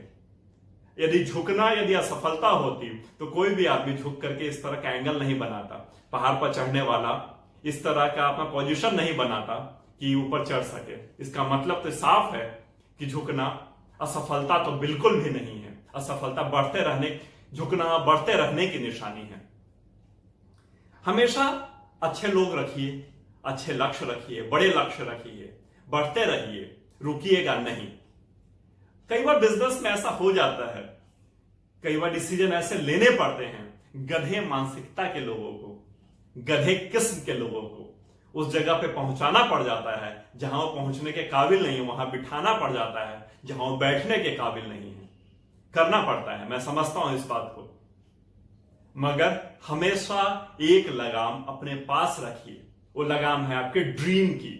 उस ड्रीम को उसके साथ शेयर कभी मत कीजिएगा, उस प्रोसेस को उसके साथ शेयर कभी मत कीजिएगा। मैं इस एग्जाम्पल से इसको समझाता हूं। स्टीव जॉब्स जब उन्होंने एप्पल को बनाया था, जब एप्पल को खड़ा किया था, उस समय उन्होंने जब अपने ख्वाब के हिसाब से मोबाइल फोन बनाना शुरू किया था, डिवाइसेस बनाना शुरू किया था, तो उन्होंने लोगों से ड्रीम शेयर नहीं किया। एक ऐसा समय आया जब इन्वेस्टर्स ने उन्हीं की कंपनी उन्हीं से छीन ली और उन्हें ही अपने ही कंपनी से बाहर कर दिया। उनका लक्ष्य, उनके ख्वाब और उनका कर पाने की लगन उनको दोबारा उस कंपनी में ले आई और फिर से उस कंपनी को मालिक बने और उन्हें ऐसे ऐसे मोबाइल फोन दुनिया को दिए जो उनके ख्वाब थे, उनका ड्रीम था उस तरह का फोन देने का। हमेशा गधे मानसिकता के लोगों से दूर रहिए और यदि उनको अपने पास लाना पड़ जाए, ख्वाबों को कभी भी उनके साथ शेयर मत कीजिए, क्योंकि एक तो रिस्पेक्ट नहीं करेंगे आपके ख्वाब की, और यदि उन्होंने रिस्पेक्ट कर भी ली और उन्होंने आपके ख्वाब चुरा लिए तो आपके पास करने के लिए कुछ भी नहीं बचेगा। चलिए, उम्मीद करता हूं अच्छा लगा होगा आज का सेशन। मिलता हूं बहुत ही जल्दी नए वीडियो में, नए कहानी और नई बातों के साथ। तब तक के लिए हैव अ ग्रेट डे। तो मैं कृष्णा। एक बार एक मैनेजमेंट कॉलेज ने मुझे अपने यहां इनवाइट किया। वो अपने एरिया का बहुत अच्छा मैनेजमेंट कॉलेज था। मैं उनके सेमिनार हॉल में गया। वहां पर उन लोगों ने ऑलरेडी अपने स्टूडेंट्स को बिठा रखा था। कोई गैदरिंग होगी क्लोज टू 100 के आसपास। मगर वो लोग जिस तरह से बैठे हुए थे वो देख के मुझे अच्छा नहीं लग रहा था। मुझे लगा कि मैं अगर इन लोगों को, यदि मैंने कुछ भी बोला, कोई भी लेक्चर दिया, मैं कुछ वैल्यू ऐड नहीं कर पाऊंगा। वो मैंने ऐसा फील किया क्योंकि सब ऐसे स्टैचू की तरह बैठे हुए थे जैसे किसी में जान नहीं हो। क्योंकि सेकंड हाफ का लेक्चर था और सेकंड हाफ में ऑलरेडी बच्चे थक चुके होते हैं दिन भर का पढ़ के, और ऑलरेडी कॉलेज के फैकल्टीज को झेल झेल के उनके मन में एक और फीलिंग रहती है, लो एक गेस्ट लेक्चर भी आ गया, अभी भी हमें 80-90 मिनट पकाएगा। ये फीलिंग उनके मन में होगी, ऐसा मैंने फील किया, क्योंकि जो उनका पोस्चर था वो मुझे पॉजिटिव नहीं लग रहा था। एज ए कृष्णा मुझे पैसे मिल रहे थे उस 90 मिनट के लेक्चर के लिए। मैं कुछ भी बोलूं, कुछ भी करके लौट आऊं, मुझे वो पैसे तो ऐसे भी मिल जाते, मगर मैं कुछ वैल्यू ऐड नहीं कर पाता। जिसलिए मैं वहां गया हूं, मैं उस चीज को पूरा नहीं कर पाता। यदि मैं उन स्टैचूज के सामने अपना लेक्चर डिलीवर करके आ जाता तो, या फिर मैंने जो अपना सो कॉल्ड अपना लेक्चर रेडी किया था तो मैं करूं क्या? अगर उन लोगों को मैं इंटरेक्टिव बनाने की कोशिश करूं तो 2-4 इंटरेक्शन करेंगे, बाकी चुप हो जाएंगे। बड़ा मेरे लिए मुश्किल सिचुएशन था उस दिन का, क्योंकि मैं अपने लेक्चर्स में बोलता हूं कि वैल्यू ऐड करो, अपना जो पैसे आप ले रहे हो उसके बदले वैल्यू देना चाहिए, और वो खुद मैं ना करूं, कितना गलत होता। तो जो मेरे दिमाग में इंस्टेंट आया, मैं उन चीजों को बताता हूं और पूरा मैं आपको उस दिन का सीन समझाता हूं। मैंने एक क्वेश्चन पूछा, एक जनरल क्वेश्चन, ऐसा क्वेश्चन जिसका मुझे पूरा विश्वास था हल्की सी सुगबुगाहट आएगी। मैंने पूछा, आप लोगों में से कौन कौन है जो करोड़पति बनना चाहता है? कुछ ने हाथ खड़ा किया और कुछ ने एक दूसरे पे इशारा किया, ये बनेगा सर, सर ये बनेगा। मैंने कहा चलो, पुतलों में जान तो आई। अब मेरा काम कुछ आसान हुआ, कुछ एक्टिव तो हुआ ग्रुप को, क्योंकि एक्टिव ग्रुप नहीं है तो पैसिव ग्रुप को समझा पाना बहुत मुश्किल है। लेफ्ट और राइट ब्रेन मैंने ऑलरेडी एक वीडियो बनाया है, चाहे तो उसको देखिएगा, बहुत हद तक बात समझ आएगी आपको मेरा ऐसा मानना है, और यही हम सबकी भी कोशिश होनी चाहिए। जिस ऑर्गेनाइजेशन में आप काम करते हैं, जिस ऑर्गेनाइजेशन से आप पैसे ले रहे हैं, या फ्रीलांसर हैं मेरी तरह, या कुछ भी आप काम कर रहे हैं जिसके बदले आपको पेमेंट हो रही है, उसके बदले यदि आप प्रॉपर वैल्यू ऐड नहीं कर रहे ना, तो आप अपने साथ तो चीटिंग कर ही रहे हैं। उस ऑर्गेनाइजेशन के साथ भी चीटिंग कर रहे हैं जो आपको पे कर रहा है। कभी भी जीवन में एक चीज ध्यान रखिएगा भाई, जो आपने लिया है उसके बदले देने के लिए रेडी रहिए, क्योंकि सिद्धांत तो कहता है पहले दोगे तो मिलेगा। मगर अगर पहले मिल गया है, जैसे मेरे केस में मुझे पेमेंट पहले हो चुकी थी, चेक मुझे मिला हुआ था, मगर उसके बाद भी यदि मैं वैल्यू ऐड नहीं करता तो उनके मन में गेस्ट लेक्चर के लिए एक तो निगेटिव फीलिंग थी, तो रही जाती, जो हमेशा से उनके मन में होगी। क्योंकि अगर जिस तरह के उन्होंने बॉडी लैंग्वेज था, मुझे साफ लगता है कि पहले के गेस्ट लेक्चर ने आके उनको किस तरह से क्या किया मैं नहीं जानता, मगर जो भी किया उनके मन में एक अच्छी फीलिंग नहीं थी। अगला क्वेश्चन मैंने उन लोगों से पूछा और उन लोगों से जानना चाहा, अमीर की मैंने बात पूछ ली, करोड़पति बनना चाहते हो तो करोड़पति बनना चाहते हो, इसके लिए क्या करते हो आप लोग? कुछ ने कहा हम बिजनेस करेंगे, कुछ ने कहा हम जॉब करेंगे, कुछ ने कुछ कहा, कुछ ने कुछ कहा। मैंने कहा मेरा क्वेश्चन ही नहीं है। मैंने कहा करोगे क्या, बनने के लिए क्या करोगे? जॉब मिलेगी, जो अपना बिजनेस करोगे, बहुत कुछ चीजें हैं जो तुम करोगे, मुझे उससे कोई लेना देना नहीं। अच्छी बात है करो, मगर करोगे कैसे, प्रोसेस क्या है? मैक्सिमम का जवाब था हमें नहीं पता। मैंने बोला कैसे बनाओगे पैसे, कैसे आएंगे पैसे, क्या तरीके हैं तुम्हारे पास? सबने थ्योरी बतानी शुरू कर दी। मैंने बोला ऐसा मैनेजमेंट की थ्योरी है, पैसे कमाने की थ्योरी पूछ रहा हूं मैं, पैसे कैसे आते हैं? सब ब्लैंक थे। मेरी कोशिश यही है, मेरे वीडियोस सिर्फ यही इसीलिए मैं बनाता ही हूं, मेरी थीम ही यही है, मनी, पैसा, कैसे कमाए पैसा, कैसे कमाए मनी। मनी बोल करके आप मुझे गलत ना प्रूफ करने की कोशिश करें कि सिर्फ पैसे पैसे की बात करता है, क्योंकि पैसे पैसे की बात करना बहुत जरूरी है। सिर्फ पैसे की बात करूंगा ना तो बहुत सारी चीजों के आंसर आपको अपने आप मिल जाएंगे। सक्सेसफुल कैसे बने, पोलाइट कैसे बने, पावरफुल कैसे बने, ये सब मनी के साथ है। मेटेरियलिस्टिक चीज का एग्जांपल दूंगा, चीजें बहुत क्लियर समझ आएंगी, बहुत आसान हो जाएंगी आपके लिए भी, मेरे लिए भी समझा पानी। तो पैसा कैसे कमाएं? लर्निंग है इसमें, लर्निंग, सीखना पड़ता है। और सीखोगे कहां से? क्योंकि कुछ ही लोगों को पैसे कमाना आता है और उन लोगों तक आप पहुंच नहीं पा रहे। सो कॉल्ड जो रिच पर्संस का ग्रुप है, उन लोगों तक पहुंच नहीं रहे, और जो तरीके मेरे जैसे लोग बता रहे हैं उसको आप मानने को तैयार नहीं। 1 महीने 2 महीने 3 महीने कोशिश की, रिजल्ट नहीं आया, छोड़ दिया। यकीन मानो भाइयों, जो तरीके मैं बता रहा हूं अपने वीडियोस में, पिछले 1 साल से मैं वीडियोस अपने अपलोड कर रहा हूं अपने चैनल पे, और जो तरीके बता रहा हूं वही तरीके हैं अमीर होने के, यकीन मानो। और कोई तरीका है ही नहीं, शॉर्टकट्स है ही नहीं। लॉन्ग टर्म प्रोसेस है, टाइम लगेगा, 3 साल 4 साल की कठोर मेहनत करनी पड़ेगी, सीखना पड़ेगा कि कैसे कमाते हैं पैसे, कैसे होते हैं अमीर। प्रोसेस है, स्टेप बाय स्टेप प्रोसेस। यूं नहीं आता पैसा। कोई बंदा एक मान के चलता है कि मुझे बॉडी बनानी है, मुझे पैक्स निकालने हैं, मुझे बाइसेप्स बनाने हैं, और भी मुझे बॉडी के डिफरेंट पार्ट्स को स्ट्रॉन्ग करना है, बॉडी मुझे बिल्ड करनी है, शेप लाना है। कितना टाइम लगता होगा आपको कोई आइडिया है? 1 दिन 2 दिन 10 दिन 1 महीना 2 महीना, सालों की मेहनत, और सालों मेहनत करते रहना पड़ता है अगर आपको कंटिन्यूअसली वो बॉडी चाहिए तो। 1 दिन 2 दिन महीना 2 महीना 1 साल से कुछ नहीं होता। 5-6 महीने तो बॉडी में शेप दिखाई भी नहीं देता, पता भी नहीं चलता। और बॉडी बिल्डर अगर मान के चले कि यार 6 महीने हो गए करते करते, अब इंजेक्शन ले लेता हूं, ये कर लेता हूं, वो कर लेता हूं, आपको क्या लगता है शेप ले आएगा बॉडी में? कुछ नहीं आता जब तक वो कंटिन्यूअसली नहीं करता रहता, और आगे भी उसको मेंटेन रखने की कोशिश नहीं करता। तो जो भी काम आप चाहते हो वो हो जाए तो एक लंबा प्रोसेस है, लंबा प्रोसेस है। किसी भी चीज को बनना चाहते हो, खाना बनाना सीखना चाहते हो, अब लर्निंग है उसकी, सीखना पड़ेगा।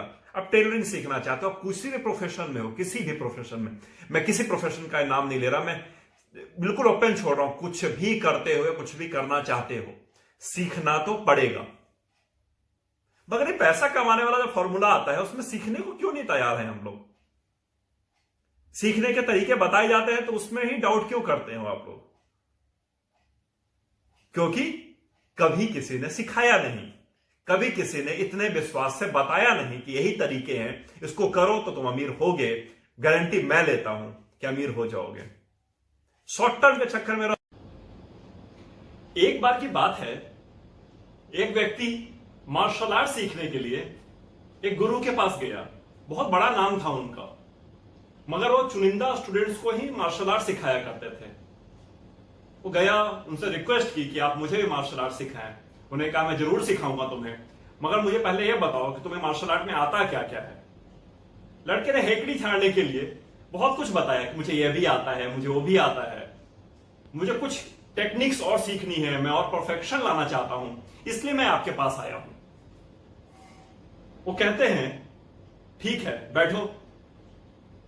उसके बाद वो जाते हैं अंदर, रूम के अंदर जाकर के एक जग पानी भर कर लाते हैं और एक खाली ग्लास उसके सामने टेबल पर रखकर उस ग्लास में पानी भरना शुरू कर देते हैं।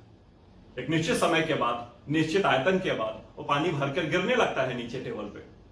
और लगातार भरते चले जाते हैं, भरते चले जाते हैं, मगर वो रुकते नहीं हैं। लड़के को देख करके बड़ा ताज्जुब होता है, थोड़ी देर तो बर्दाश्त करता है, फिर वो टोक देता है गुरु को। कहता है कि आपको दिख नहीं रहा कि वो पानी भर चुका है, फिर भी आप लगातार उसमें डाल के पानी बर्बाद कर रहे हैं। वो कहते हैं मैं तो सिर्फ चेक कर रहा था तुम्हारा पेशेंस लेवल। एक तो तुम्हारे अंदर पेशेंस नहीं है, दूसरा अगर कोई चीज भर गई है, अगर कोई चीज भरी हुई है पहले से ही, या फिर नॉलेज हो या पानी, तो उसके अंदर और नहीं भरा जा सकता। मैं ये दिखा रहा था तुम्हें। अगर तुम्हारे पास मार्शल आर्ट का कुछ ज्ञान है तो तुम्हारे पास एक सर्टेन अमाउंट तक नॉलेज तो भरा हुआ है, उसके आगे भर पाना और उसके बाद भर पाना मेरे लिए संभव नहीं है। हम सबके जीवन में यह क्षण जरूर आता है, इस तरह का मौका जरूर मिलता है जब हम अपना ज्ञान बढ़ाने लगते हैं। अल्प ज्ञान में अपने आप को हम बहुत ज्यादा बहादुर समझने लगते हैं और अपनी हेकड़ी दिखाने लगते हैं। हमें यदि कुछ सीखना है ना, हमें अगर आगे बढ़ना है ना, पहली बात तो हमें हल्का होना पड़ेगा, इस घमंड अहंकार से ऊपर उठना पड़ेगा। दूसरा, हमें अपने आप को खाली करना पड़ेगा, क्योंकि नई कोई भी चीज डालने के पहले पुरानी जब तक आप निकालेंगे नहीं तो नया रखेंगे कैसे। मान लीजिए आप बहुत सारा नया सामान घर में ले आए हैं, जैसे मान लीजिए नया फर्नीचर ले आए हैं, नया सोफा ले आए हैं और भी बहुत सारी चीजें घर में ले आए हैं। पहले से आपके घर में सारी चीजें थी, अब उसको रखेंगे कहां? ऑप्शन नहीं है ना, पुराने को हटाना पड़ेगा, तभी नए के लिए जगह बनेगी। प्रकृति का नियम भी यही है, जीवन मृत्यु का नियम भी इसी चक्र पे चलता है। कुछ लोग जाते हैं, कुछ लोग नए आ रहे होते हैं, बैलेंस बना रहता है। हमें भी अपने जीवन में नया कुछ यदि सीखने का आपने डिसाइड कर लिया है, नया कुछ सीखना चाह रहे हैं, पुराने को हल्का कीजिए, कम कीजिए, उसको खत्म कीजिए, उसको नए के लिए जगह बनाइए। मैं पैसे कमाने की वीडियोस बहुत ज्यादा बनाता हूं, वही मेरा थीम टॉपिक ज्यादातर मेरा वही रहता है कि पैसे कैसे कमाएं। पैसे कमाना एक फिक्स्ड थ्योरी है पैसे कमाने की, उसको ना तो आप बदल सकते हैं ना मैं बदल सकता हूं। कहा जाता है मनी मेकिंग साइंस है, बिल्कुल साइंस है, इसमें थ्योरी लिखी हुई है कि ऐसा ऐसा करना पड़ेगा, ये चीजें करनी पड़ेंगी और करेंगे तो पैसा आएगा, आप धनवान हो जाएंगे, आप रिच हो जाएंगे। मगर क्या करना है, कैसे करना है, वो सीखने के लिए पहले अपने अंदर से वो चीज हटानी पड़ेगी, वो चीज निकालनी पड़ेगी आपको जो आपको नया सीखने से रोक रही है। कोई आपको मान लीजिए कोई चीज सिखाना चाह रहा है मनी मेकिंग से रिलेटेड, कहे कि आपको सुबह जल्दी उठना पड़ेगा, गोल सेट करना पड़ेगा, आपको अपने सर्टेन अमाउंट की सेविंग करनी पड़ेगी, तो फर्स्ट से आपका जवाब यदि इसमें से कोई भी आप काम करते हो तो बोलेंगे हाँ ये तो मैं बहुत पहले से जानता हूं, हाँ ये चीज तो मैं करता ही रहता हूं। ये हैबिट छोड़नी पड़ेगी आपको यदि आपको नया सीखना है। तो जो आपको मिल रहा है सबको एब्जॉर्ब करना पड़ेगा, आर्ग्यू करने के बदले या फिर उसको जवाब देने के बदले। जो आपको सिखा रहा है वो कोई भी इंसान हो सकता है या बुक हो सकती है। नया सीखना है तो साइंस के फॉर्मूले पे चलना पड़ेगा। कोई साइंटिस्ट यदि मान ले कि मैं आज मेडिसिन बनाने बैठा हूं और जो फिक्स फॉर्मूला है जिसपे कि मेडिसिन बनना चाहिए, मैं ये नहीं डालूंगा इसके अंदर, मैं इस केमिकल को थोड़ा सा बदल देता हूं, तो क्या निकल के रिजल्ट क्या आएगा? थोड़ा सा बदला हुआ मेडिसिन बन के बाहर आएगा।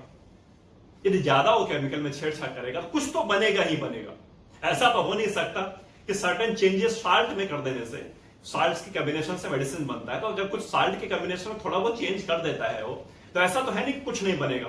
बनेगा तो जरूर कुछ ना कुछ, मगर जो वो बनाना चाह रहा था वो नहीं बनेगा। या जो बनाने के लिए बैठा था वो नहीं बनेगा। बिल्कुल उसी तरह से मनी मेकिंग फॉर्मूला है, बिल्कुल साइंस है। यदि आप अमीर होना चाहते हैं, अमीर बनना चाहते हैं, तो आपको वो जो फिक्स्ड फॉर्मूलेज है ना, उस पर चलना पड़ेगा। उन फिक्स्ड फॉर्मूलाज को आपको अपने जीवन में अपनाना पड़ेगा। आप कहेंगे नहीं मैं इसमें थोड़ा चेंज करना चाहता हूं, कर दीजिए चेंज। जितना चेंज करेंगे उतना डिफरेंट बन के बाहर आएंगे आप। अगर आप अमीर बनना चाह रहे थे, हो सकता है कि आपने चेंज करने के बाद आप एवरेज ही रह जाए, क्योंकि एक एक चीज को माननी पड़ेगी, एक एक बात को माननी पड़ेगी, एक एक फॉर्मूला को स्ट्रिक्टली पालन करना पड़ेगा यदि पैसे कमाना चाहते हैं, अमीर होना चाहते हैं, उस भीड़ से ऊपर उठ करके पिरामिड के ऊपर वाले भाग में पहुंचना चाहते हैं। एक बड़ी अच्छी लाइन है किसी की, नदी और कुएं को लेकर के।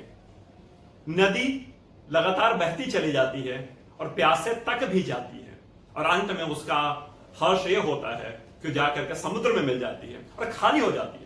उसका पानी खारा हो जाता है, यूजलेस हो जाता है ऑलमोस्ट। मगर कुआं स्थिर है, कुआं में मूवमेंट नहीं है। जिसको पानी चाहिए खुद वहां आता है कुएं के पास। अगर आप वहां नहीं जाएंगे तो आपको पानी नहीं मिलेगा, और उसके बाद भी पहुंचने से सिर्फ पानी नहीं मिलता, अंदर बाल्टी डालनी पड़ती है, पानी खींचना पड़ता है, नॉलेज निकालना पड़ता है, नॉलेज लेना पड़ता है। वहां पहुंच जाने से, बुक खरीद लेने से, लेक्चर सुन लेने से सिर्फ नहीं होता, जब तक उसको आप अमल में नहीं लाते। अमल में लाना पड़ेगा यदि आपको पैसा कमाना है तो। नहीं लाएंगे अमल में, नहीं होगा। जब बारिश होती है, आपने नोटिस किया होगा, तो क्या होता है, पानी बहना शुरू हो जाता है। मगर कई जगह पे पानी जमा हो जाता है। उन जगहों पर क्या होता है, गड्ढे होते हैं, छेद होता है। जहां पर गड्ढे होते हैं वहीं पानी रुकता है, जहां स्पेस होता है वहीं नॉलेज रुकता है। यदि आपके ब्रेन में आपको नया सीखने के लिए आप रेडी हैं, तो आपको स्पेस बनाना पड़ेगा, स्पेस देना पड़ेगा कि जो नॉलेज है आकर के रुके, बह के आगे ना चला जाए, नदी का पार्ट ना बन जाए और आगे जाकर के समुद्र में ना मिल जाए।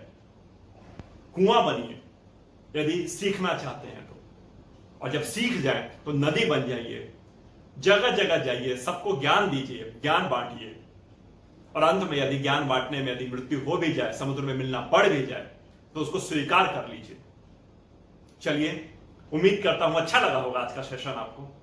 मिलता हूं बहुत ही जल्दी नए वीडियोस में। Have a great day.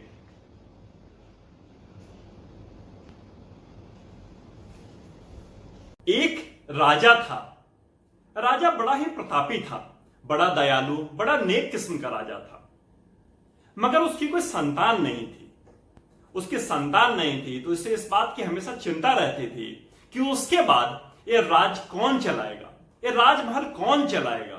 पता नहीं जो अगला व्यक्ति आएगा वो उसके तरह का होगा कि नहीं, उसका किया हुआ बर्बाद ना कर दे, उसका किया हुआ वो नाश ना कर दे, जो भी नया उसके मरने के बाद उस गद्दी पर बैठेगा।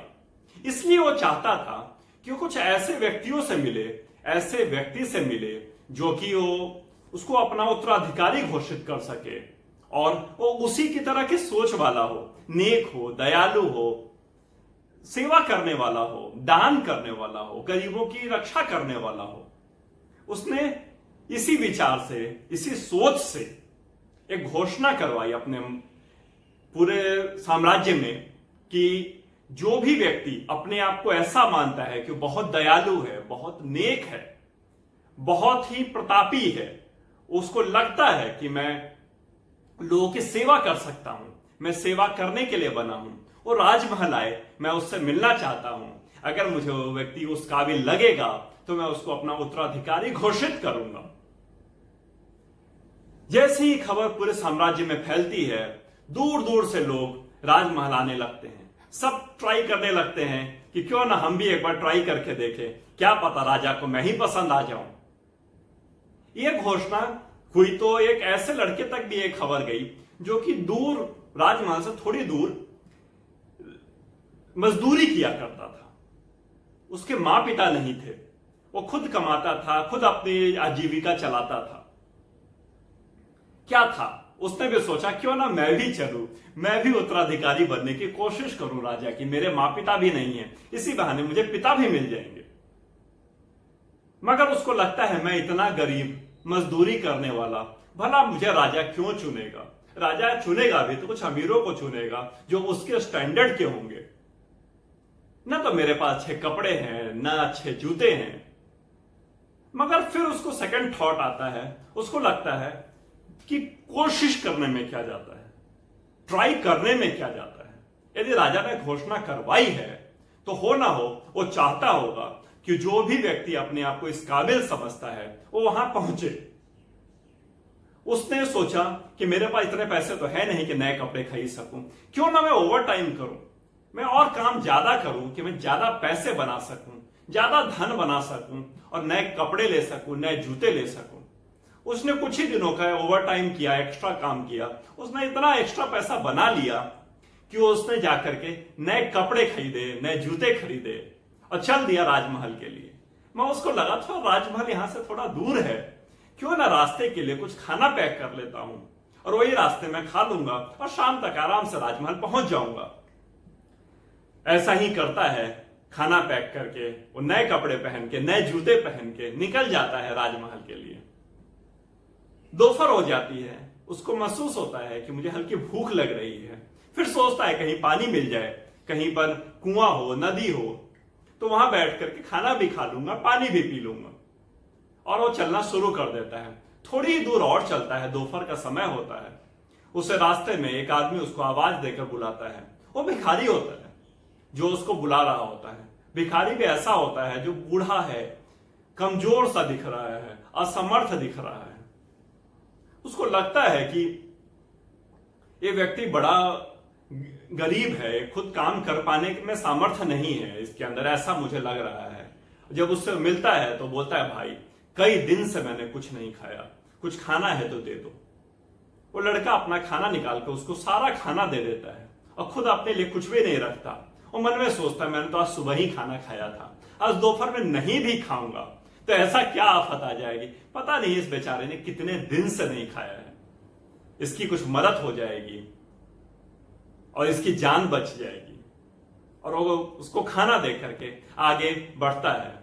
थोड़ी दूर में उसको कुछ पानी दिखाई देता है, पानी पीता है और धीरे धीरे आगे बढ़ता चला जाता है। वो लगभग राजमहल के पास पहुंचने ही वाला होता है। थोड़ी ही दूर होता है राजमहल, वहां से उसे एक व्यक्ति रास्ते में जमीन पर सोया हुआ दिखाई देता है, जो कि ठंड से सिकुड़ा हुआ, ऐसा लग रहा है सब कांप रहा है। उसको देख करके नेग्लेक्ट नहीं कर पाता वो लड़का, उसको देख करके ऐसा नहीं कर पाता कि वो सोचे कि चले भाड़ में जाए, जो जहां पड़ा है, मैं क्यों भला रुकूं, क्यों अपने कपड़े गंदे करूं। मगर उसका नेचर नहीं है ऐसा। वो दयालु, कृपालु, सेवा करने वाला नेचर वाला बंदा है। उसने गरीबी देखी है तो लोगों के कष्ट को समझ पाता है। वो उसके पास जाता है, उससे पूछता है, भाई क्या हुआ, इतना क्यों तड़प रहे हो, क्यों इस तरह से लेटे हुए हो जमीन पे। वो कहता है, भाई बहुत भूख लगी है। वो कहता है, भाई ना तो मेरे पास पैसे हैं, ना ही मेरे पास खाना, मैं कैसे तुमको खाना दे पाऊंगा। मैंने अभी अभी थोड़ी दूर पहले अपना जितना भी खाना था, एक और गरीब आदमी रास्ते में मिला था, मैंने उसको सारा खाना अपना दे दिया। आज तो मैंने खुद भी दोपहर में कुछ नहीं खाया है।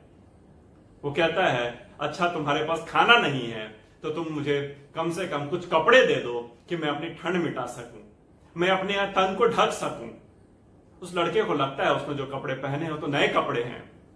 वो कपड़े उसने राजा से मिलने के लिए एक्स्ट्रा मजदूरी करके कमा करके उस कपड़े को पहने हैं। यदि ये कपड़े भी उसको दे देगा तो राजा से क्या पहन के मिलेगा।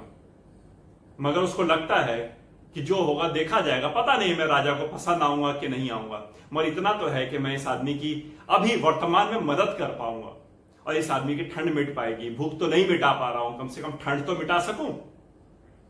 वो अपने कपड़े उतारता है और उस आदमी को पहना देता है और आगे राजमहल के लिए बढ़ जाता है। उसे मन में एक थॉट आता है कि पता नहीं राजा मुझसे इस तरह के कपड़ों में मिलेगा कि नहीं मिलेगा, ऐसे पोशाक में मिलना चाहेगा कि नहीं मिलना चाहेगा, पता नहीं उसको राजमहल में घुसने भी दिया जाएगा कि नहीं दिया जाएगा। और फिर भी वो एक उम्मीद करके, एक आशा रख करके आगे बढ़ता है और राजमहल पहुंच जाता है। जैसे वो राजमहल पहुंचता है कोई उसको कहीं नहीं रोकता। वो बताता है किस काम से वो आया था और वो लोग उसको अंदर जाने देते हैं। उसको बड़ा ताज्जुब होता है, लगता है कितना अच्छा राजमहल है, कितने अच्छे लोग हैं कि कोई किसी को नहीं रोक रहा। मेरे जैसे कपड़े पहने लोगों को भी उतनी ही सम्मान मिल रहा है, उसी तरह से आदर से अंदर जाने के लिए कहा जा रहा है। वो भवन में पहुंचता है तो उसको बताया जाता है कि अगर आप राजा से मिलने आए हैं तो राजा उस दरबार में बैठे हुए हैं, अब जाइए वहां जाकर के मिल लीजिए। उसको बड़ा अच्छा लगता है, वो जाता है उस दरबार में, राजा को जैसे ही देखता है नमस्ते करता है और चौंक जाता है। ये तो कोई और नहीं, तो वही बूढ़ा आदमी है, ये तो वही गरीब आदमी है जिसको मैंने अभी खाना नहीं दिया था, अपने कपड़े दे आया था। और वो उसको देख करके जैसे कुछ बोलने वाला होता है, राजा बोलता है, हाँ मैं वही हूं, तुमने सही पहचाना। और वो नजर घुमाता है तो बगल में उसके एक और आदमी बैठा होता है जो उसका सेनापति होता है। ये वही व्यक्ति था जिसको खाना दे के आया था। राजा कहता है कि मैं तुम्हारे काम से बहुत खुश हुआ, तुम ही हो जिसने कि इस तरह की परिस्थिति में अपनी चिंता नहीं की, तुम ही हो जिसने यह नहीं सोचा कि राजमहल जाने के लिए मेरे पास खुद के कपड़े नहीं रहेंगे तो राजा किस तरह से मुझसे बात करेगा, ट्रीट करेगा, और तुमने सारे कपड़े दान कर दिए बिना अपनी चिंता किए हुए। मैं तुम्हें अपना उत्तराधिकारी बनाता हूं, अगले राजा तुम ही बनोगे। यह कहानी अपने में इतनी महत्वपूर्ण है आज के परिस्थिति में कि हम छोटी छोटी चीजों को नेग्लेक्ट करके चल रहे होते हैं, हम छोटे छोटे एक्सपीरियंसेस को नेग्लेक्ट करके चल रहे होते हैं। हमें लगता है इससे हमारा क्या फर्क पड़ने वाला है, इससे क्या हो जाएगा, अच्छा हम थोड़ा सा ऐसा कर ही लेंगे तो ऐसा क्या आफत आ जाएगी। डिसिप्लिन, छोटे छोटे डिसिप्लिन हम तोड़ते रहते हैं रोज। हम अपने लिए खुद डिसिप्लिन बनाते हैं और उसी को तोड़ देते हैं। हमें लगता है एक दिन नहीं ही करेंगे तो क्या हो जाएगा। वह छोटे छोटे काम, छोटे छोटे कोशिश ही हमें बड़ा और बड़े की तरफ ले जाता है। यदि आपको कुछ चाहिए तो आपको कुछ देना पड़ेगा। अगर आपको कुछ चाहिए तो आपको देना पड़ेगा। मैं सिर्फ दान की बात नहीं कर रहा, मैं सिर्फ दान तक सीमित नहीं हूं यहां पर, मैं सेल्फ इंप्रूवमेंट की भी बात कर रहा हूं। यदि आपको खुद को इंप्रूव करना है तो आपको कुछ देना पड़ेगा, खुद में अपने अंदर कुछ डालना पड़ेगा, नए एक्सपीरियंसेस डालने पड़ेंगे, नॉलेज डालना पड़ेगा, न्यू थॉट्स डालने पड़ेंगे। यदि आप कुछ नया पढ़ रहे होते हैं, कुछ नया सुन रहे होते हैं, तो भले ही आपको ऐसा लग रहा हो कि आपके दिमाग में नहीं जा रहा, भले ही आपको ऐसा लग रहा होता है, कई बार हम कुछ बुक पढ़ते हैं, हमें लगता है कि यार कुछ याद ही नहीं है, अब तो सारा भूल गया। मगर यकीन मानिए ऐसा होता नहीं है। आपके सबकॉन्शियस माइंड में कुछ ना कुछ उसकी इमेज जरूर बनी होती है और जरूरत पड़ने पर उस बुक के हिसाब से, उस थॉट के हिसाब से आप रिएक्ट करते हैं। आपका लाइफ चल रही होती है, आप कुछ सुन रहे होते हैं सबकॉन्शियस में ही, आपने अपने हेडफोन लगा लिया है या फिर जनरल आप सुन रहे हैं, तो आपके ब्रेन में कुछ ना कुछ ऐसा मैसेज जा रहा होता है, सबकॉन्शियस कुछ ना कुछ ऐसा रिसीव कर रहा होता है जिससे आपके अंदर चेंजेज आते हैं, आपके अंदर चेंज आकर रहते हैं। इसलिए छोटी चीजों को कभी नेग्लेक्ट नहीं करना चाहिए, कभी भी देने से पीछे नहीं हटना चाहिए। वो दान हो या फिर सेल्फ इंप्रूवमेंट की कोशिश हो, हमेशा बेटरमेंट की तरफ जाना चाहिए, बेटरमेंट ही करना चाहिए। जहां है उससे ऊपर जाने के लिए, आगे बढ़ने की कोशिश करनी चाहिए। ये कहानी, ये एग्जाम्पल्स आपको बहुत कुछ सीखने के लिए और सिखाने की बात करते हैं। छोटी चीजों को नेग्लेक्ट मत कीजिएगा लाइफ में, यदि लाइफ में कुछ बड़ा करना चाहते हैं। इस लड़कों ने अगर उन दोनों को नेग्लेक्ट करके आगे बढ़ गया होता, दोनों परिस्थितियों को ज्यादा भाव नहीं दिया होता, तो जी कुछ नहीं कर पाता बड़ा। मगर छोटी चीजों को इसमें महत्व दिया, छोटी छोटी बातों को महत्व दिया, लोगों को महत्व दिया, लोगों की जरूरतों को महत्व दिया, लोगों की प्रॉब्लम को सॉल्व किया। मैंने एक वीडियो बनाया था पूरा प्रॉब्लम सॉल्विंग पे। यदि आप प्रॉब्लम सॉल्व करेंगे दूसरे की तो आपके जीवन आगे बढ़ेगा। लोगों की प्रॉब्लम सॉल्व करने की कोशिश कीजिए, डिसिप्लिन में रहिए और लगातार कुछ न कुछ सीखते रहिए, लगातार आगे बढ़ते रहिए, खुद पर लगातार काम करते रहिए, खुद पर लगातार नया सीखने के लिए, नया करने के लिए कोशिश करते रहिए। कुछ ही दिन लगेंगे, कुछ ही वर्षों के अंदर आप इतना कर पाएंगे, इतना बेहतर हो जाएंगे कि जो आप चाह रहे हैं आपको मिल जाएगा, जितना चाह रहे हैं आपको उतना मिल जाएगा। बस कोशिश करते रहिए लगातार। कहते हैं ना, ड्रीम और डिजायर में अंतर होता है। मैं भी ये मानता हूं, ड्रीम डिजायर में अंतर होता है, मगर ड्रीम रहेगी तभी आप डिजायर की तरफ बढ़ पाएंगे। तो ड्रीम रखिए और डिजायर की तरफ बढ़िए। चलिए, उम्मीद करता हूं अच्छा लगा होगा आज का सेशन। मिलता हूं बहुत ही जल्दी न्यू वीडियो में न्यू एनर्जी के साथ। Have a great day.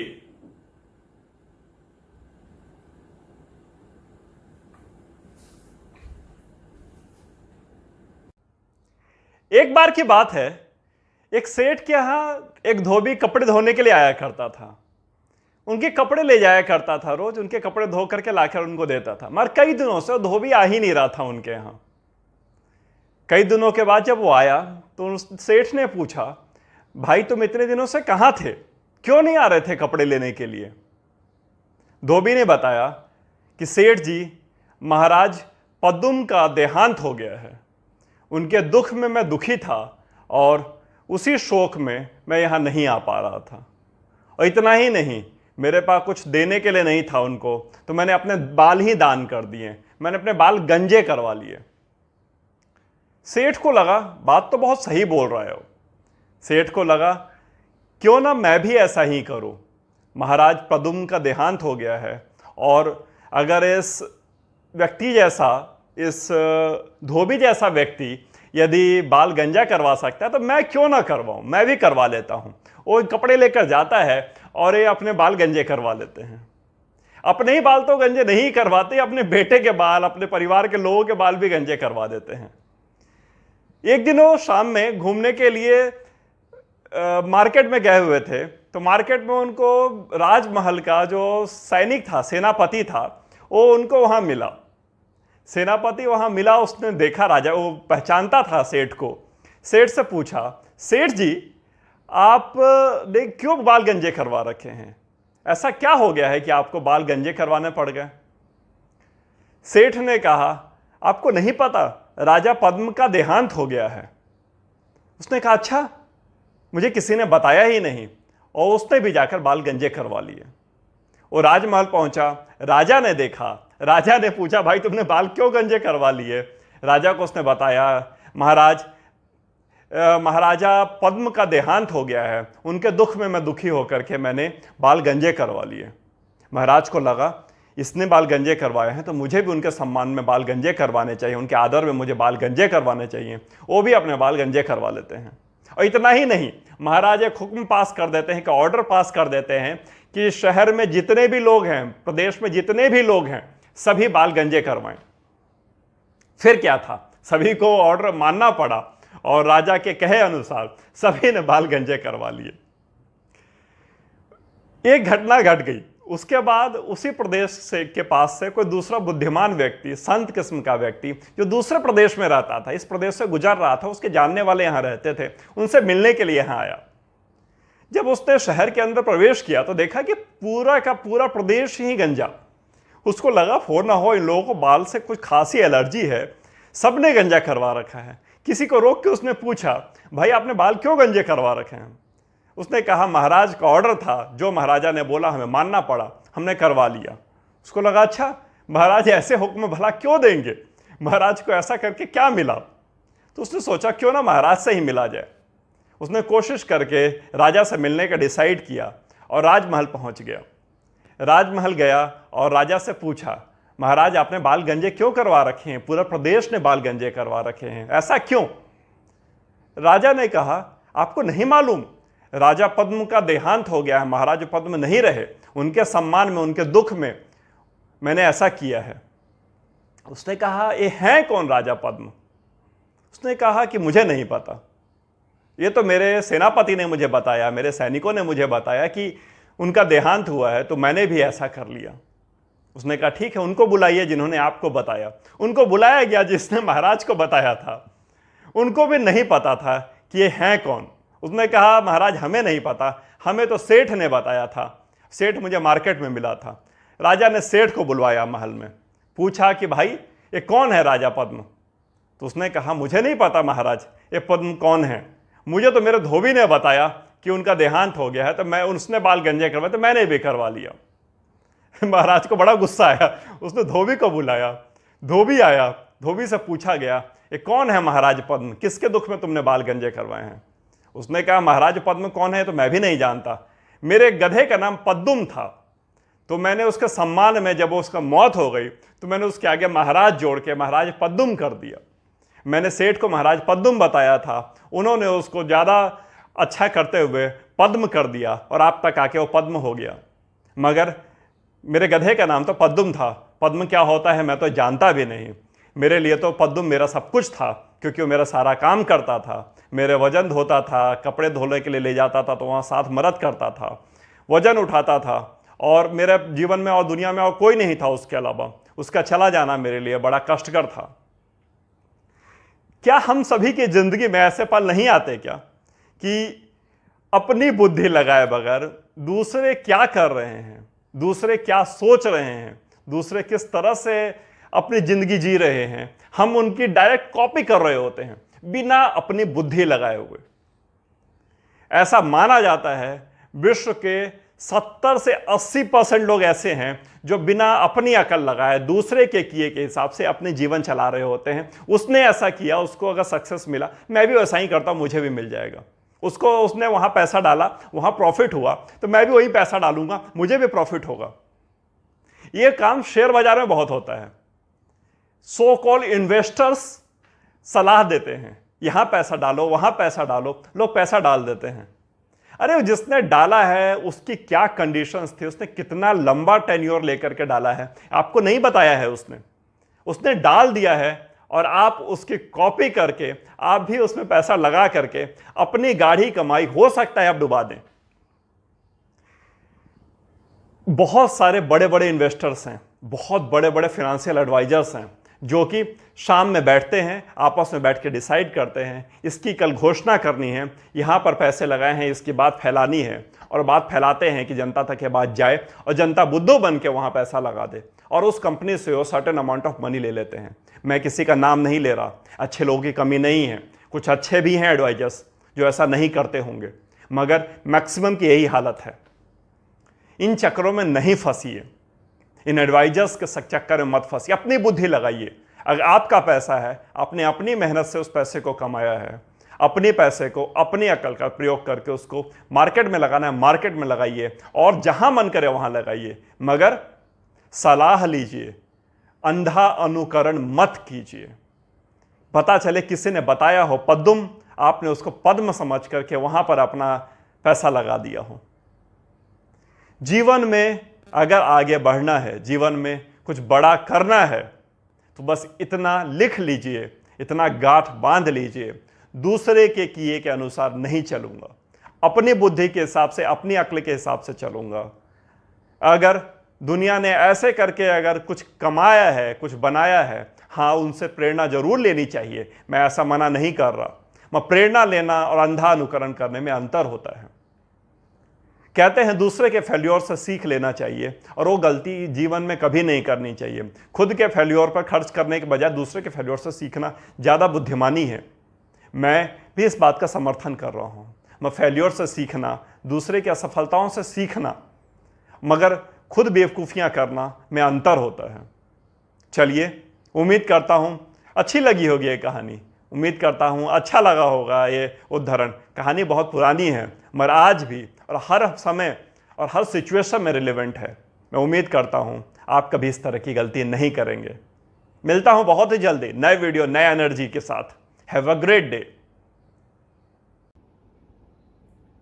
एक बार की बात है, एक टीचर क्लासरूम में आए। क्लासरूम में आकर उन्होंने कहा, मैं आज सरप्राइज टेस्ट लूंगा आप सभी का। हल्का सा एक सुगुगाहट आने लगी बच्चों के मन में से, ये कैसा टेस्ट होगा, क्या होगा? टीचर ने कहा, ज्यादा चिंता करने की जरूरत नहीं, बहुत ही सिंपल सा टेस्ट है, सिर्फ 10 मिनट का टाइम दूंगा उसका जवाब लिखने के लिए। और उन्होंने अपने हाथ में जो उनके क्वेश्चन पेपर था सारे स्टूडेंट्स के सामने डिस्ट्रीब्यूट कर दिया। जैसे ही कोई स्टूडेंट्स ने क्वेश्चन पेपर खोल कर देखा उसके अंदर तो कुछ लिखा ही हुआ नहीं है, वो तो ब्लैंक है। बस पेपर के बीच में एक छोटा सा ब्लैक कलर का डॉट है, काले रंग का एक निशान लगाया हुआ है। पूछा सबने, ये क्या है सर, ये क्या दे दिया आपने हमें? टीचर ने कहा, बस यही आपका सवाल है, जो आपको दिखता है उसका जवाब लिख दो, जो आपको दिखता है उसको एक्सप्लेन कर दो, जो आपको समझ आ रहा है वो बता दो, सिर्फ 10 मिनट के अंदर।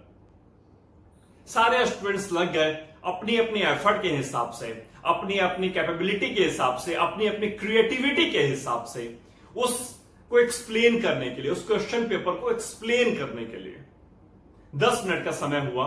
टीचर ने सारे आंसर शीट कलेक्ट किए और उन्होंने कहा, मैं इस क्लास में इन सारे आंसर शीट्स को पढ़कर सुनाऊंगा, बस मैं नाम नहीं बताऊंगा कि कोई एम्बेरेस फील ना करे। और उन्होंने पढ़ना शुरू किया। लगभग सभी क्वेश्चन पेपर में अलग अलग तरीके से उस डॉट को एक्सप्लेन किया हुआ था, बताया हुआ था, डॉट यहां पर है, इसका डायमेंशन इतना है, इस थोड़ा सेंटर से थोड़ा सा खिसका हुआ है, इसको थोड़ा सा और बड़ा होता तो और ब्यूटीफुल लग रहा होता। इसी तरह का ये एक्सप्लेनेशन था। एक भी पेपर ऐसा नहीं मिला जिसमें कि इसके अलावा और कुछ और बात की गई हो। सारे पेपर्स में डॉट और डॉट से रिलेटेड ही बातें की हुई थी। जब सारे पेपर पढ़ लिए गए तो टीचर ने बोला, आपने कुछ नोटिस किया, कुछ मिसिंग है? स्टूडेंट्स ने कहा, नहीं, ऐसा तो हमें नहीं महसूस हो रहा। सबके जवाब में सेम चीजें हैं, तो मिसिंग कैसे आपको लग रही हैं? आंसर कैसे मिसिंग हो सकता है?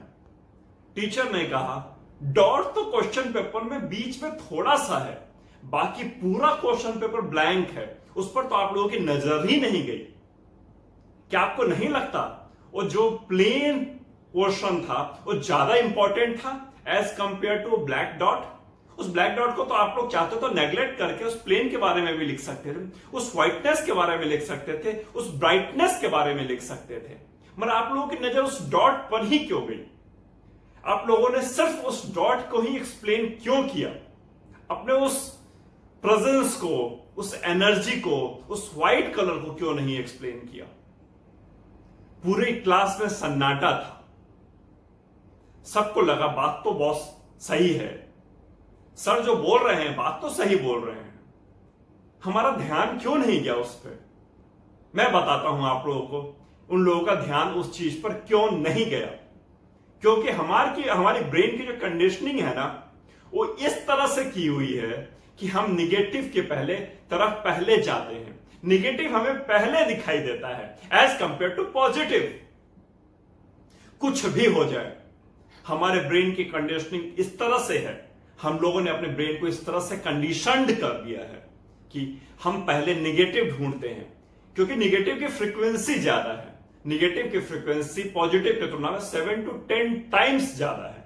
मैंने एक वीडियो में इस बारे में बताया था, पूरा हार्वर्ड का रिसर्च है इस पे।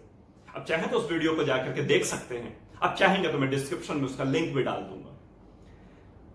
तो इसीलिए हमारा ब्रेन पहले निगेटिव ढूंढ लेता है, जो कमी होती है उसको ढूंढ लेता है, जो अच्छाई होती है उसको ढूंढने की जगह पे। सेम उस क्लासरूम में भी हुआ।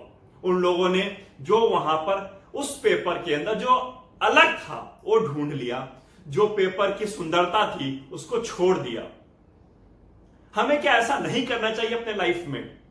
जो है उसकी परवाह ज्यादा करनी चाहिए जो नहीं है उसकी तुलना में। हमारे कुछ गलत हो गया है, हमारे साथ कुछ निगेटिव हो गया है, कुछ दुर्घटना घट गई है, कोई स्वास्थ्य संबंधी तकलीफ हो गई है, तो हमारा सारा ध्यान उस निगेटिविटी की तरफ, जो गलत हो गया है उसकी तरफ, जो स्वास्थ्य संबंधी तकलीफ हुई है उसकी तरफ रहती है, एज कंपेयर टू जो है, जो वर्तमान में है, जो चीजें अच्छी हैं उसके तरफ ना जाकर के जो बुरी हैं, जो निगेटिव हैं, जो नकारात्मक हैं, उस पर हमारा फोकस ज्यादा होता है। आप एक्सेप्ट करते होंगे इस बात को। तो क्यों ना ब्रेन की कंडीशनिंग इस तरह से की जाए कि जो अच्छा है उसकी तरफ ध्यान जाए। मैं अपने वीडियोस में एक बात बार बार बोलता रहता हूं और बार बार बोलूंगा भी, क्योंकि ये फैक्ट है कि यदि आप अपनी निगेटिविटी को ध्यान ना दें, अपने कमियों पर ध्यान ना दें, सिर्फ अपनी पॉजिटिविटी पर ध्यान दें, सिर्फ अच्छाइयों पर ध्यान दें, जो आपके अंदर अच्छा है उस पर ध्यान दें और उसको बढ़ाते चले जाएं, तो एक समय ऐसा आएगा जो पॉजिटिव बहुत बढ़ जाएगा और निगेटिव गॉन हो जाएगा। ऑलमोस्ट नेग्लेक्ट हो जाएगा या धीरे धीरे हो सकता है खत्म भी हो जाए। अच्छाइयां बढ़ाते जाइए, बुराइयां अपने आप दब जाएंगी। ऐसा होता है, ये प्रैक्टिकली प्रूफ किया हुआ है। हमें भी ऐसा ही करना चाहिए। आप लोगों को भी ऐसा ही करना ही चाहिए। ऐसा नहीं करेंगे, निगेटिव पर ज्यादा फोकस करेंगे, बुराइयों पर ज्यादा फोकस करेंगे, लोगों की कमियां ज्यादा ढूंढेंगे, अच्छाइयां कम लेंगे, अच्छाइयां कम ढूंढेंगे, तो एक समय ऐसा आएगा जो आप अच्छाइयों से आप दूर चले जाएंगे और बुराइयों से घिर जाएंगे। हमेशा यह देखना चाहिए कि पूरे पेपर में अच्छाई कहां है, सुंदरता कहां है, व्हाइटनेस कहां है, एज कंपेयर टू गंदगी कहां है, डॉट कहां है, तकलीफ कहां है। कोशिश करके देखिए, मुश्किल नहीं है। बचपन से जो प्रैक्टिस करते चले आ रहे हैं ना हम लोग, आप, मैं, हम सभी, निगेटिविटी की, बुराई की, कमी की, कमजोरी की, वो प्रैक्टिस हमें कमजोर बना रही है, वो चीजें हमें कमजोर बना रही हैं। कोशिश कीजिए पॉजिटिव ढूंढने की, पॉजिटिव रहने की, अच्छा देखने की, अच्छा बोलने की, अच्छा सुनने की और अच्छा पढ़ने की। चलिए, उम्मीद करता हूं अच्छा लगा होगा आज का वीडियो। मिलता हूं बहुत ही जल्दी नए वीडियो, नए एनर्जी के साथ। Have a great day.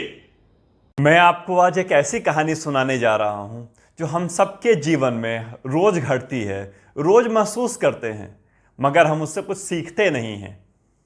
दो दोस्त थे, एक का नाम था अमित, दूसरे का नाम था रूपम। दोनों एक ही कंपनी में काम करते थे, दोनों प्यून का काम करते थे उस कंपनी में। ज्यादा पढ़े लिखे नहीं थे लोग, मगर रूपम के मन में बात हमेशा रहती थी कि कुछ ऐसा किया जाए, कुछ बड़ा किया जाए, ज्यादा आमदनी की जाए। मगर ज्यादा पढ़ा लिखा ना हो पाना, ज्यादा स्किल्ड ना हो पाने की वजह से उसको ये बात समझ नहीं आती थी कि मैं ज्यादा कमाऊं कैसे, खूब पैसे कैसे कमाऊं। एक दिन उसने अमित से पूछा, क्या करें हम ऐसा कि हम ज्यादा कमा सकते हैं। अमित ने कहा, मुझे नहीं पता भाई, मैं भी तेरे साथ का पढ़ा लिखा, तेरे साथ ही काम करता हूं, इसी कंपनी में मैं भी काम कर रहा हूं, कमाना मैं भी चाहता हूं, मगर मुझे खुद नहीं पता कि ज्यादा कैसे कमाते हैं। अमित का एक बेटा था और रूपम की एक बेटी। रूपम को यह बात तो समझ आ रही थी कि कमाना तो पड़ेगा, मैं कमाए तो कमाए कैसे, यह उसके दिमाग में समझ ही नहीं आ रही थी कि बात घुसे कैसे, कि कैसे कमाऊं। उसने फाइनली डिसाइड किया, वो जिस लोकेलिटी में रहता था वहां की गाड़ियों की सफाई की जाए। 6 बजे सुबह उठ करके 8 बजे तक 10 बजे उसको ऑफिस पहुंचना होता था। 2 घंटे का उसके पास ऐसा समय था, बफर टाइम, जिसमें वो चाहता था कि कुछ कमा लूं। तो उसने जा के घरों में नॉक करना शुरू किया, लोगों से अप्रोच किया कि आप गाड़ी मुझसे साफ करवा लीजिए। धीरे धीरे लोग रेडी होने लगे और 2 घंटे का टाइम हो गाड़ी साफ करने के लिए यूटिलाइज करने लगा और एक्स्ट्रा आमदनी के लिए उसने उस समय को यूज किया। ये बात उसने अमित को भी बताई कि भाई देख, मैंने ये काम शुरू कर दिया है, इससे थोड़ी बहुत आमदनी तो आ रही है, मगर ऐसा नहीं है कि बहुत कमा रहा हूं, तू भी ऐसा ही कुछ ना कुछ शुरू कर दे, कुछ तो एक्स्ट्रा आएगा। अमित ने कहा, क्या बेवकूफ़ी कर रहा है तो, सुबह का समय है, आराम से आराम किया कर, रेस्ट किया कर, दिन भर हमें ऑफिस में खटना पड़ता है, बॉस लोग ऑर्डर देते हैं, हमें कभी कुछ ला कर देना पड़ता है, कुछ ला कर देना पड़ता है, और तू जो ते आराम का समय उसको भी तो बर्बाद कर रहा है। इसने कहा, नहीं भाई, कमाना तो पड़ेगा, और कुछ भी नहीं तो कुछ सही, कुछ तो है। उसने कहा, ये थोड़े से पैसे से क्या हो जाएगा तेरा। उसने कहा, जो भी हो, तुझे करना है तो कर, मुझे डीमोटिवेट मत कर। उसने कहा, जो जी में आया तू वो कर, मैं कौन होता हूं तुझे रोकने वाला।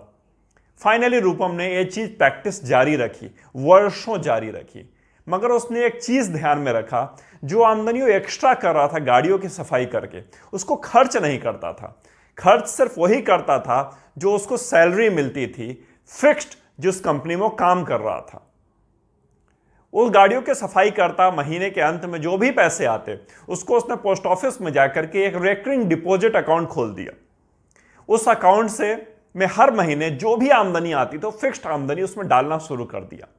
वर्षों तक ये आमदनी डालते डालते 5 साल के बाद वो अमाउंट मैच्योर हुआ और उस अमाउंट को उसने निकाल करके सर्टेन इन्वेस्टमेंट कर दिए, कुछ शेयर में लगा दिया, कुछ म्यूचुअल फंड में लगा दिए, कुछ और दूसरी जगहों पे इन्वेस्ट कर दिया और दूसरा रेकरिंग अकाउंट स्टार्ट कर दिया।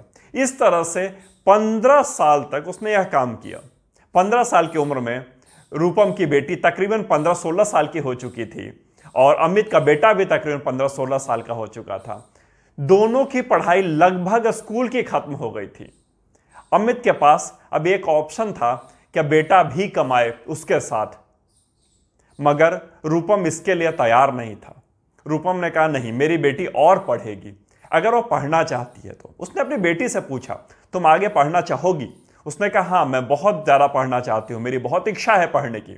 उसने कहा मेरी तरफ से छूट है बेटा, जितना पढ़ना चाहो पढ़ो। और उसने आगे की फर्दर पढ़ाई शुरू कर दी। इसका अमित के बेटे ने जाकर के मजदूरी करनी शुरू कर दी, किसी मैकेनिक के यहाँ जाकर के काम करना शुरू कर दिया और भी दूसरी तरह के अलग अलग काम करने शुरू कर दिए। अमित और रूपम एक दिन फिर मिले इसी तरह से। उसने कहा तो अपनी बेटी की शादी की तैयारी कर रहा होगा। उसने कहा नहीं, अभी तो मेरी से बेटी 15-16 साल की है, शादी क्यों करूंगा, और पढ़ेगी हो। उसने कहा और पढ़ेगी? अब तेरे पास पैसा कहाँ होगा, तेरे पास इतना पैसा है कि उसको हायर स्टडीज करवा सके? उसने कहा हाँ, मेरे पास बहुत पैसे हैं, अपनी बेटी को पढ़ाने के लिए तो पैसे की मेरे पास कोई कमी नहीं है, लाखों रुपए हैं मेरे पास। जो पैसे मैं हर महीने थोड़ी थोड़ी आमदनी करके रेकरिंग में डिपॉजिट करता था, जो मैं इन्वेस्टमेंट्स करता था, वो पैसा आज मेरा बड़ा हो गया है। हाँ, मेरे पास इतना नहीं है कि मैं लग्जरी में जी सकूं, मगर इतना तो है कि मैं अपनी बेटी को अच्छे से अच्छे शिक्षा दिलवा सकूं कि वो कल को अपने पांव पे खड़ी हो सके और यह कंप्लेन ना करे, ये बात ना कहे कि पिता ने मुझे पढ़ने नहीं दिया। हम सब के लाइफ में दो ऑप्शन हमेशा होते हैं, एक कंफर्ट जोन छोड़ देने का, एक कंफर्ट जोन में रहने का। जिसने वो जोन छोड़ दिया वो आगे चला गया, और जो उस जोन में रह गया वो बर्बाद हो गया।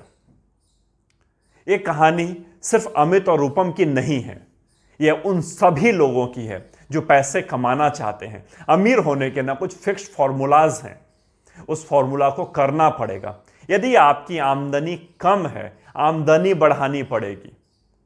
आपको सोचना पड़ेगा आपकी अपनी कैपेसिटी के हिसाब से, अपने कैलिबर के हिसाब से, कि आपको क्या करना चाहिए, कैसे करना चाहिए। यदि आपको लगता है जो आपकी आमदनी है उसमें सिर्फ आप इन्वेस्टमेंट करते चले जाएंगे और आप अमीर हो जाएंगे, तो मैं आपको दुखी करने वाली एक बात बता रहा हूं, नहीं हो पाएंगे अमीर।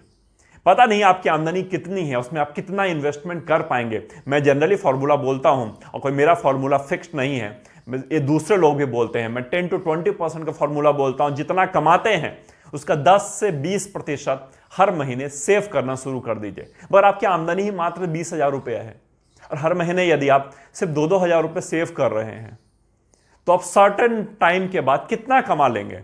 लगभग 20 साल के बाद तकरीबन आपके पास हो सकता है कि 10 लाख रुपए के आसपास हो। यदि आप तरीके से अपने इन्वेस्टमेंट हर महीने 2-2 हज़ार की हो तो 15 साल बाद 10 लाख के आसपास हो। मैं कोई बहुत बड़ा अमाउंट नहीं होता 10 लाख रुपए। अगर ख्वाब आपके अमीर बनने के हैं तो आपको ये तो करना ही है, इसको तो छोड़ना ही नहीं है। जो भी आमदनी है उसका 10% इन्वेस्टमेंट करना ही है, 20% इन्वेस्टमेंट करना ही है। इसके अलावा आपको आमदनी डायरेक्ट इनकम बढ़ाने के लिए काम करना पड़ेगा। मैं जिसको पाइपलाइन बोलता हूं, डिफरेंट पाइपलाइन से पैसा आता रहे, इसके लिए काम करना पड़ेगा एक्टिव इनकम से।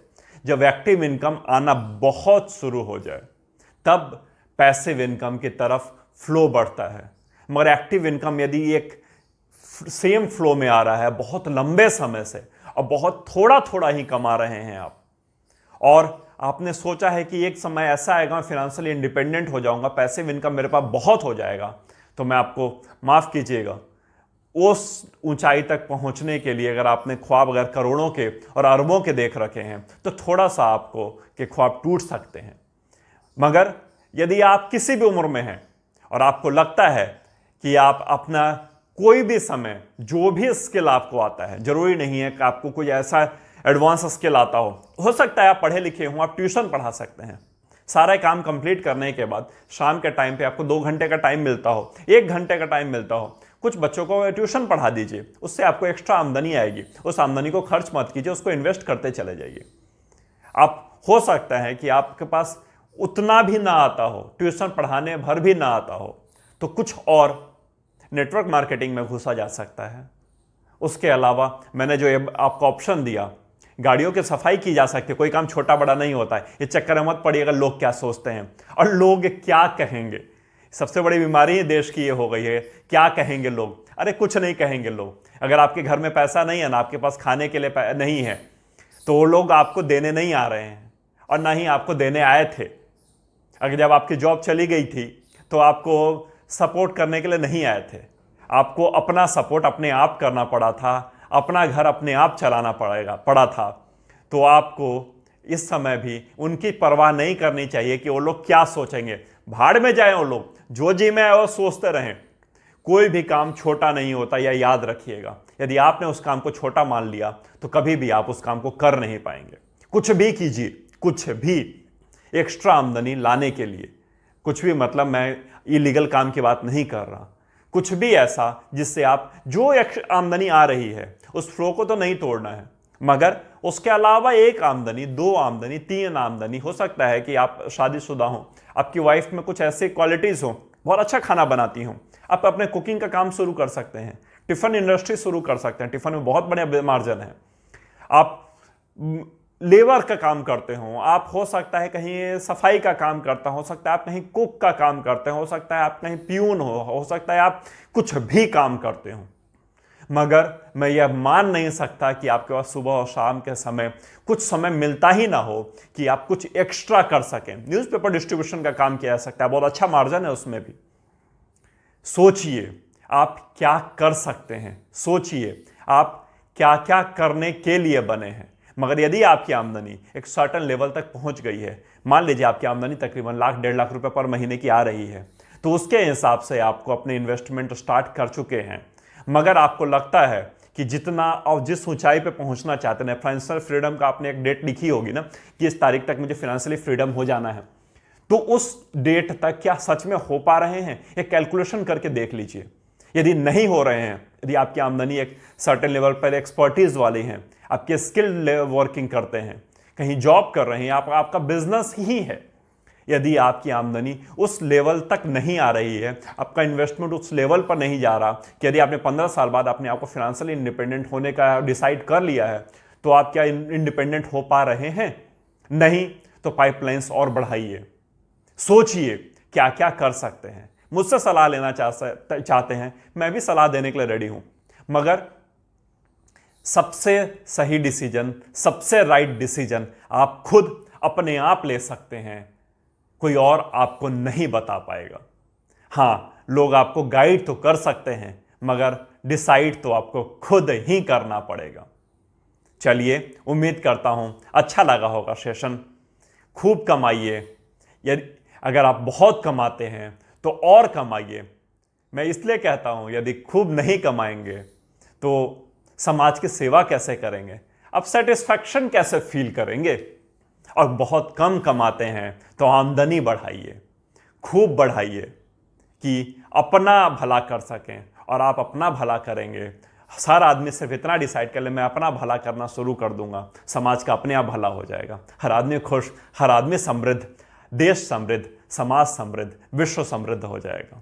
चलिए, उम्मीद करता हूँ अच्छा लगा होगा आज का सेशन। मिलता हूँ बहुत ही जल्दी नए वीडियो, नए एनर्जी के साथ। Have a great day.